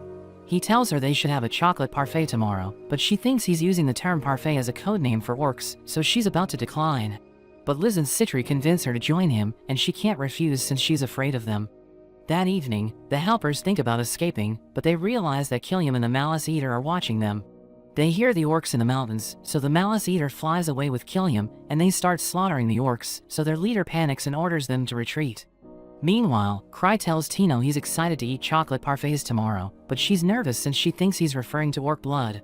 He eats ice cream after he takes a bath, and he asks Tino if she wants to taste it, but she doesn't even want to look at it, since she thinks he killed orcs to drink their blood. He rests on his bed, but Liz tells him she wants to sleep beside him, so Citri comes out of hiding, and tells her to stay away from him. We learn that the bathroom is connected to his bedroom, and Liz realizes that Citri was also planning to make her move, but he ignores them and goes to sleep. Arnold and the others find the potion that attracts monsters, and they wonder who left it there, but they see the horde of orcs approaching, so they prepare for battle. They realize that the orcs are injured, so they wonder what's happening, but Arnold tells them to be careful, since he can sense that something's wrong. The orcs go berserk, and they charge in, so Arnold and the others defend themselves, but it suddenly rains fire, and the orcs get wiped out. They realize that a fire spirit has appeared, and Arnold is angry that he needs to fight countless creatures just to reach Cry. The next day, Cry takes Tino to the cafe, but she thinks everyone around her is an orc, and he tells her Liz's training is tough, but he thinks she's doing well. He assures her that Liz and Citri aren't bullying her, and she mentions that she already knows that, but she asks him about his trial, telling him she can't take it anymore. She wonders when the orcs will show up, but he has no idea what she's talking about, and she starts to lose it. But she hears two girls talking about how the orcs have been burned to a crisp, and she apologizes to Cry, since she didn't believe him when he said they're going on a vacation. The people take down the red flag, and they welcome Arnold as their hero, since his party defeated the orcs and the fire spirit. But he wonders why he had to fight so many monsters, since he just wanted to catch up to Cry. Cry and his friends realize that the people are welcoming their hero, and they see that it's Arnold, so Liz calls out to him, and thanks him for defeating the monsters. He becomes angry hearing this, and she leaves with Cry, while Arnold tries to follow them, but a group of women crowd around him, and they work together to push him down. Cry escapes with his friends, and he realizes that Arnold will come after them, but Citri thinks he won't catch up to them. Cry realizes that his vacation has been ruined, and he thinks they should avoid the main roads so that they can escape from Arnold. So he tells everyone they'll pass over the mountains, and Liz and Citri think the real vacation is about to begin, but Tino is worried, since she knows that there are dangerous monsters in the mountains. They continue their journey, while Killiam and the Malice Eaters slaughter the monsters in their path, and Citri tells Cry about the lost giant demons, which live in the mountains. She notes that they're like ogres, but there are only a few eyewitness accounts about them, since the hunters that fight them don't usually live to tell the tale. Liz mentions that she wants to fight outside, but she notes that Cry told them they aren't allowed to use violence, so he tells her it's okay to defeat monsters. She invites Tino to hunt monsters with her, and Cry tells her to use the mask, but she rushes outside since she doesn't want to wear it again. After they defeat the monsters, Liz mentions that she feels better, and Citri notes that it's finally starting to feel like a real vacation, but we see that Tino and the helpers are exhausted. They reach a fork in the road, where they see a sign that points to the left, and the helpers think it looks suspicious, but Cry decides to follow it, since he thinks the path looks nice. Meanwhile, Arnold's friend wonders why they always run into danger, and Chloe thinks it's because of Cry's trials, revealing that he's famous for testing hunters to help them improve. The man doesn't believe that the orcs and elementals were a part of his plan, but Gilbert and Rita mention that they've seen what Cry is capable of, so they think he can pull it off. We return to Cry, who thinks they made the right choice, since they haven't seen monsters after they turned left. He suggests setting up camp to spend the night there, and Citri mentions that she'll prepare dinner for everyone, telling him it's been a while since they last camped outside with him. He leaves to get water, and Liz decides to go with him, which makes Citri jealous. Cry reaches a lake, where he starts getting water, but Liz suddenly takes out a monster and greets him. He combs her hair, and she's glad that she decided to go with him, telling him she'll do her best to make Tino stronger.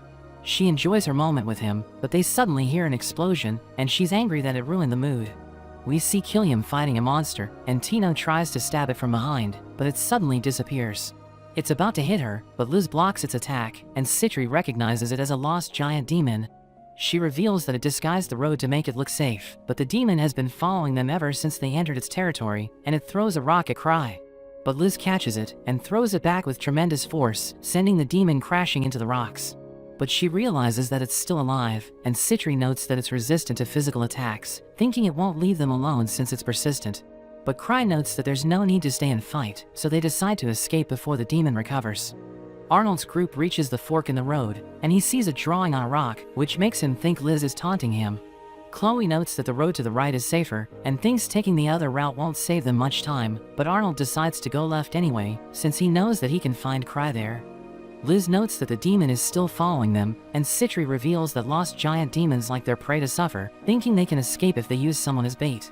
But she doesn't want to sacrifice her helpers since she finds them useful, so she thinks about using her potion, saying they can escape while the demon tortures the monsters it attracts. But she notes that they need to be ready in case the monsters attack them instead, and Cry thinks they'll be fine, but Tino is worried that they might die. After that, we learn that their plan didn't go well, and they set up camp after they defeat the monsters, but Citri notes that they can no longer sense the demon. Tino can't relax since she's afraid of the shadows, but Cry tells her to hold onto the mask, thinking it might help her in the future.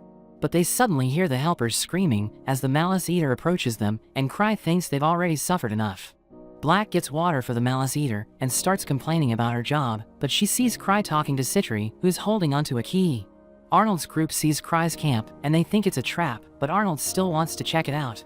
The demon sees him and realizes that he's a capable fighter, thinking he might be able to defeat Liz, so it decides to lead him to Cry. Arnold sees its shadow and thinks it must be Liz, so he chases after it. Cry and his friends see Arnold's group approaching, but they aren't worried, and the demon appears disguised as Arnold. But Cry realizes that it looks weird, and he starts asking it questions, since he wants to know if it's really Arnold. But it becomes angry and threatens to kill him, which makes Cry think it really is Arnold, and it starts throwing a tantrum, so Cry apologizes for everything he did in the past. The real Arnold appears, but Cry thinks he's the imposter, so he becomes furious and attacks Cry, but his relic protects him. Arnold is surprised that he was able to reflect his strongest swing, and the demon tries to leave, but Liz and Citri get in the way, so it removes its disguise and prepares to take them on.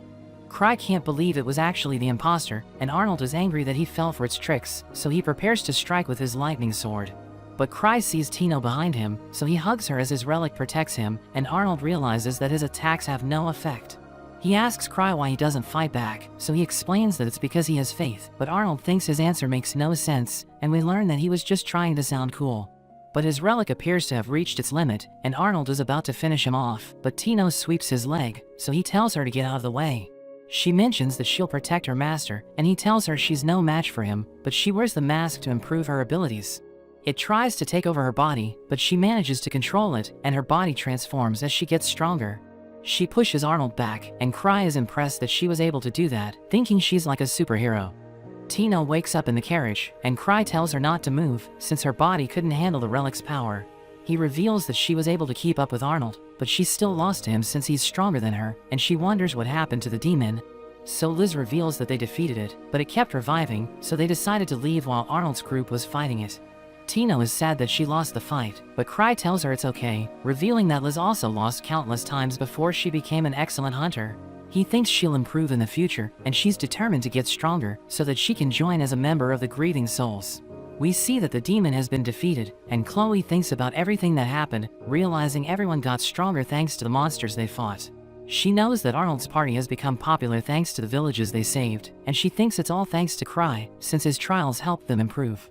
Arnold notes that they should continue to chase Cry after they fix their carriage, and Chloe thinks he's going to the Night Palace, so they decide to go there. They realize that the place is terrifying, but Chloe is sure that Cry must have came there, since the grieving souls have been trying to complete it for a long time. So they decide to explore the palace, but we learn that Cry and his friends actually went to relax at a hot spring. As Cry enjoys himself, he thinks the place is perfect, but he wonders why they're the only guests at the hotel. He recalls how Citri told him that there's a bandit gang in the area, which is why people are avoiding it, but he thinks it's a blessing, since he has the place all to himself. He suddenly hears someone singing at the outdoor bath, so he decides to check it out, and he sees a dragon relaxing. He remembers how Liz invited him to hunt a hot spring dragon with her, and he wonders if it's the creature she was referring to, but he thinks it's just the hotel owner's pet. He thinks he shouldn't show fear, so he joins it in the pool, but it becomes upset and attacks him. We see Citri and Tino taking a bath, but they suddenly hear Cry screaming for help, and we see that he survived thanks to his safety ring. The girls arrive, and Tino wonders why he called for help, but Citri tells her he's just testing her, since he wants to see if she can defeat the dragon. Citri tells the dragon that Tino will take it on, so it prepares to fight, but she notes that she can't move properly while she's wearing a towel. The dragon attacks her with its water breath, so she jumps away, and she thinks Cry is testing her courage, so she rushes forward, but she becomes embarrassed as her towel falls off. After that, we see that she has defeated the dragon, and Liz notes that it's just a baby, but Cry tells her it's still a dragon. So she calls Tino a dragon slayer, and she notes that her skills improved after she put on the mask, but Cry mentions that he wasn't expecting to see a dragon there. Citri thinks it was drawn to the place since it no longer had visitors, and Liz suggests eating it to celebrate, so it becomes nervous as the girls talk about cutting it into pieces. But Cry is against the idea, so the dragon is grateful to him, and the girls can't believe he was able to tame it, but we see Gray hiding as he watches them. As Cry walks around the hotel, Gray suddenly approaches him and notes that Cry is beyond his comprehension, so he decides to come clean. He shows him the key that Black and White used to escape, and reveals that they stole it while the girls were taking a bath, but he refused to go with them. He notes that they're heading to the GLaDOS territory, and Cry thinks it's a shame that they left early, since he and the girls were planning to set them free, and he tells Gray to feel free to do what he wants. Cry and the girls walk around the town, and they see a giant hole, which makes them think the people were digging for another hot spring, but it was cancelled because of the bandit gang. Liz suggests getting rid of them, but he reminds her that they're on vacation, and they realize that all of the stores are closed. But she notices that one of them is open, and he realizes that it sells demi-human buns, which makes them wonder what demi-humans are. So Citri explains that they're strange humanoid creatures that are said to appear in this area, and she thinks they live underground. They continue to look around the town, but they're surprised to see Arnold, who appears to be injured, and he becomes angry when he sees Cry, but he suddenly collapses. After that, Cry talks to Arnold's companions, and he can't believe they went into the Night Palace, since the place is level 8. We go back to when their party was in the Night Palace, and we see that they were able to defeat countless monsters, but high-level phantoms appeared and started beating them up. Arnold is the only one who can keep up with them, but he realizes that he's outnumbered. So he tells everyone to hide, while he smashes the ground to create a smoke screen, and they're able to escape by hiding under the corpses. We return to the present, as Arnold's companions mention that they wouldn't have survived without him, and they feel guilty since they pushed him past his limit. Chloe tells Cry to forgive him, since she thinks he's already learned his lesson, and Cry notes that he hasn't done anything yet.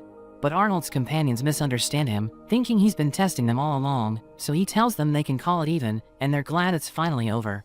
Chloe gives him a request from Earl GLaDOS, telling him he'll need it to enter the GLaDOS territory, but he just gives it to Citri, and notes that he doesn't want to take it on. She realizes that it's a request to wipe out the Barrel Bandit Gang, which is a dangerous group that has 100 members, and Gilbert tells Cry to get rid of them. But Citri notes that they only target powerful opponents, and she thinks they have already left the GLaDOS territory since they're afraid of Cry. He has no idea what she's talking about, but he decides to roll with it, and thinks the place will get lively after the bandit gang disappears. Arnold has a nightmare about the Night Palace, and when he wakes up, he hears his friends talking about how they've settled the score with Cry, since they think Arnold is no match for him. He walks around the town, as he notes that he has lost faith in himself, and he wonders if it's time to retire as a hunter. He sees the hot springs, and prepares to take a bath, thinking the place is perfect for him since he wants to be left alone. But he realizes that Cry is in the water, and he tells Arnold that they met by coincidence, but he thinks Cry is there to mock him, so he becomes furious. He notes that a level 8 hunter shouldn't be in a hot spring, and Cry mentions that he'll listen to him if he has problems, but Arnold tells him he'll never share anything with him. He notes that he's had enough, and decides not to retire, telling Cry he'll start over and make him regret mocking his party.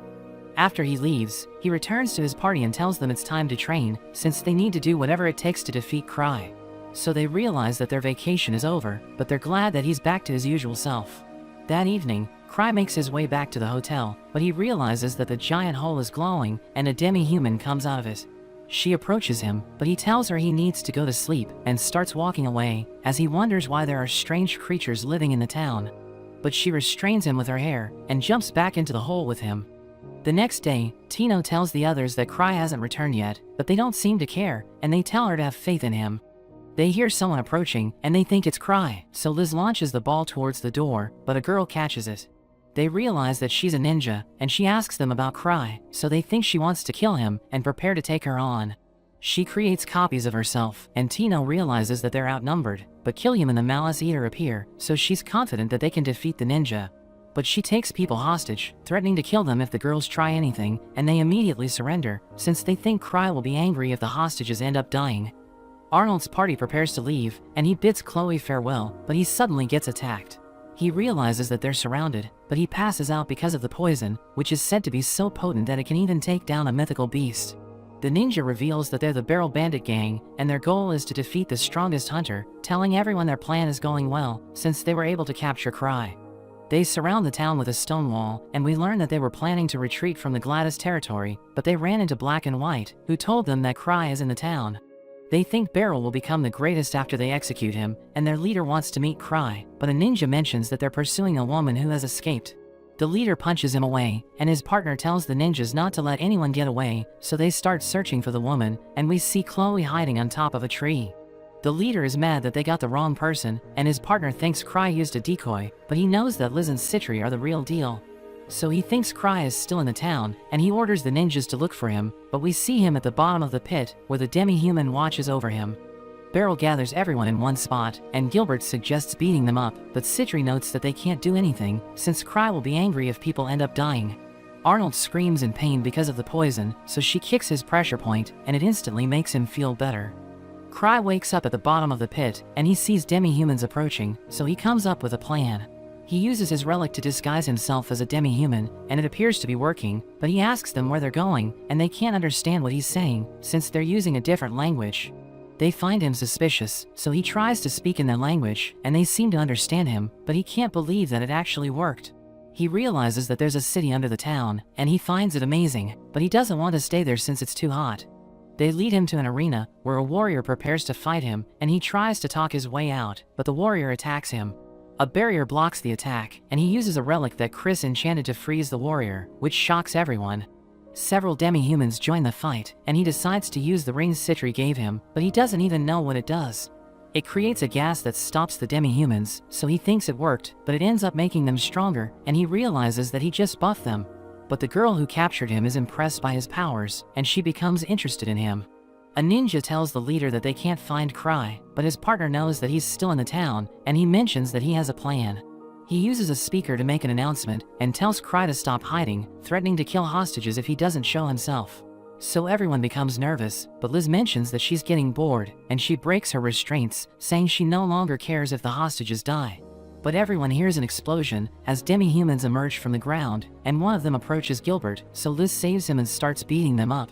Citri uses her gun to heal Arnold, and tells him to free the hostages, so he smashes a demi-human to the ground. His friend gives him his sword, and he mentions that he'll cut his way out of there, which gets everyone fired up. The Barrel gang struggles to deal with the demi-humans, who suddenly start cheering, as their champion appears. The girls notice that Cry is with them, and Citri recognizes them as cave people, revealing that she can understand that language. She hears the girl announcing that they're dedicating their victory to their king, and they no longer fear the malevolent god, but Citri doesn't know who she's referring to.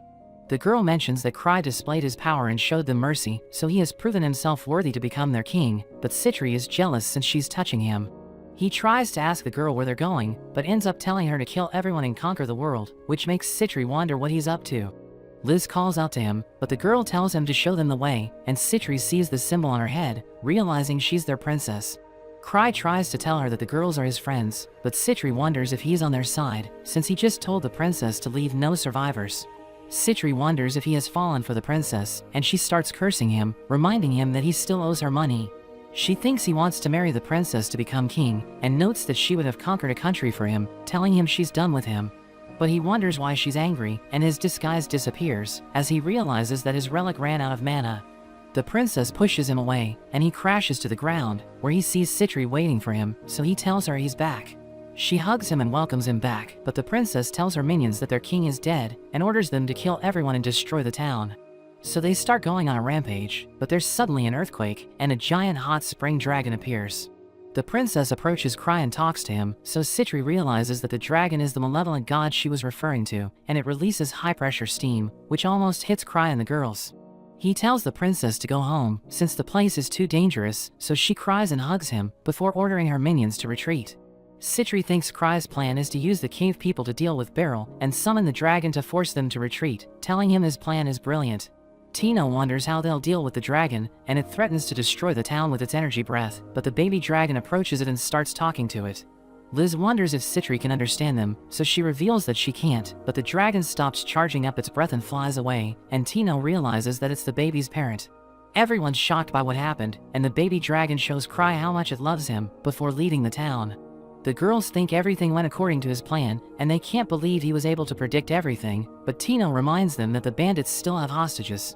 She suddenly turns into a frog, and Citri thinks the situation is serious, since Lucia appears to be angry. We see that the ninjas also turned into frogs, and their leader wonders what's happening, but the stone wall suddenly shatters, as Ansem makes his entrance. Lucia and Luke also appear, and the leader asks them who they are, but he notices that they're wearing skull masks, so he realizes they're with the grieving souls. Luke approaches the leader and his partner, and tells Lucia she wasn't able to turn them into frogs, so she becomes upset, telling him it's difficult to cast the spell over a wide area. The leader and his partner think they will be famous if they defeat the grieving souls, and Luke mentions that he was supposed to talk to them first, since Cry taught him to talk things out before attacking.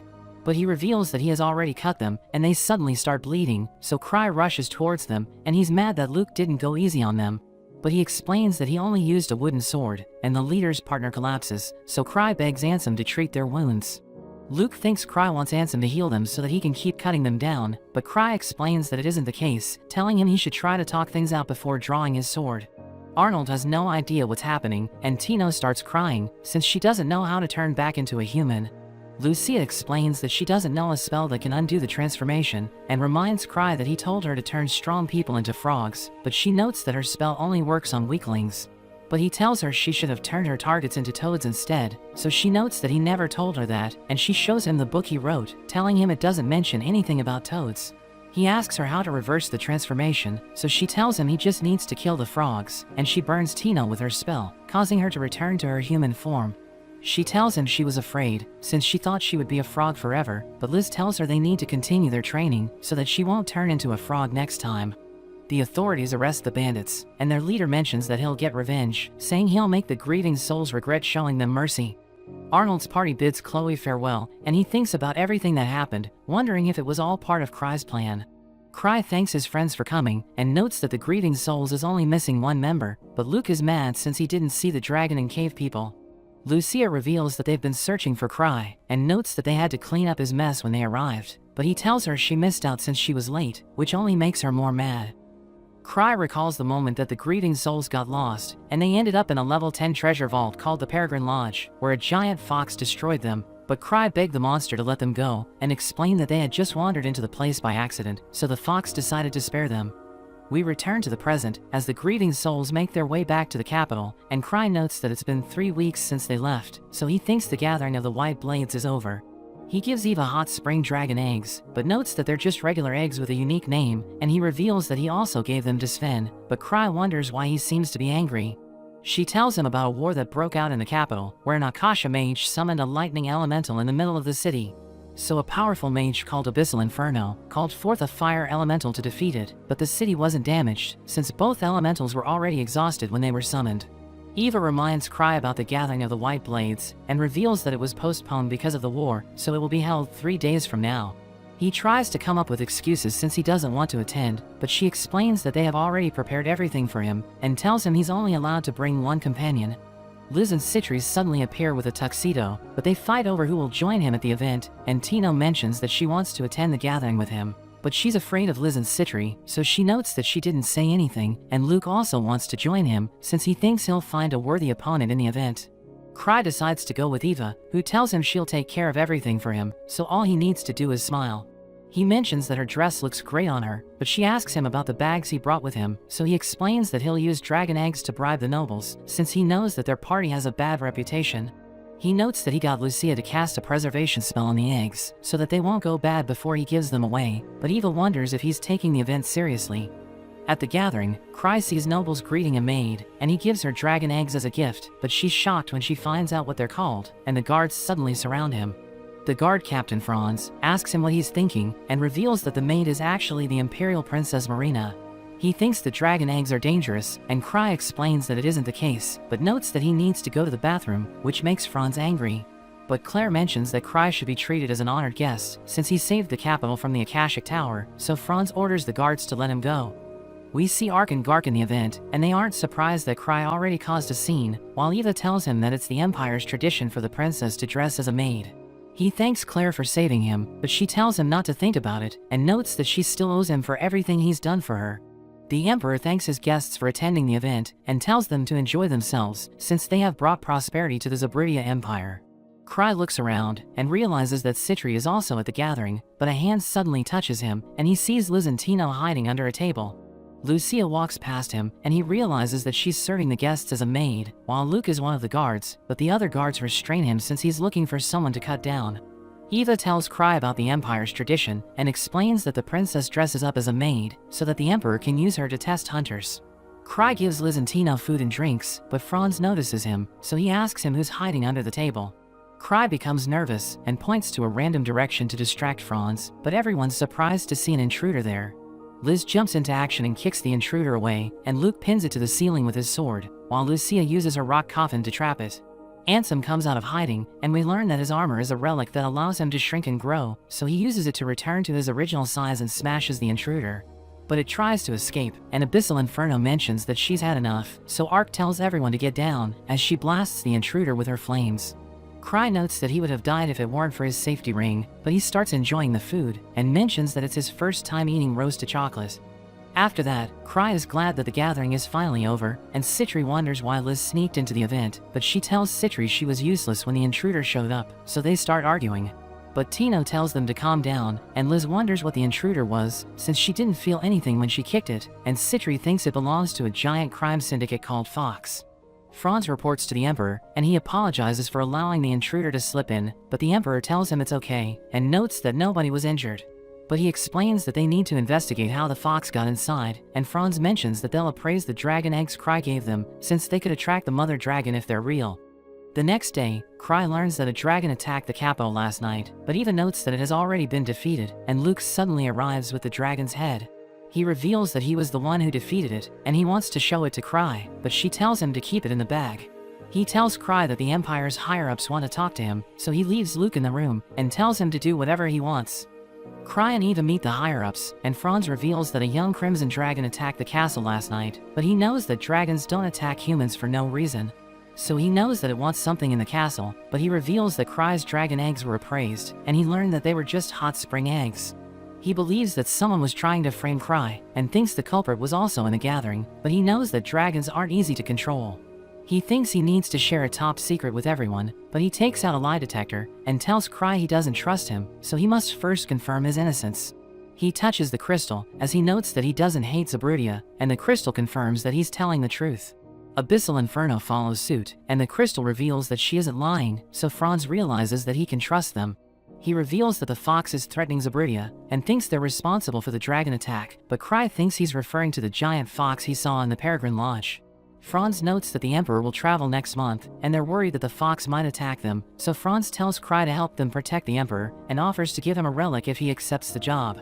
Franz shows him the relic, and he immediately takes a liking to it, so he accepts the job without considering anything else.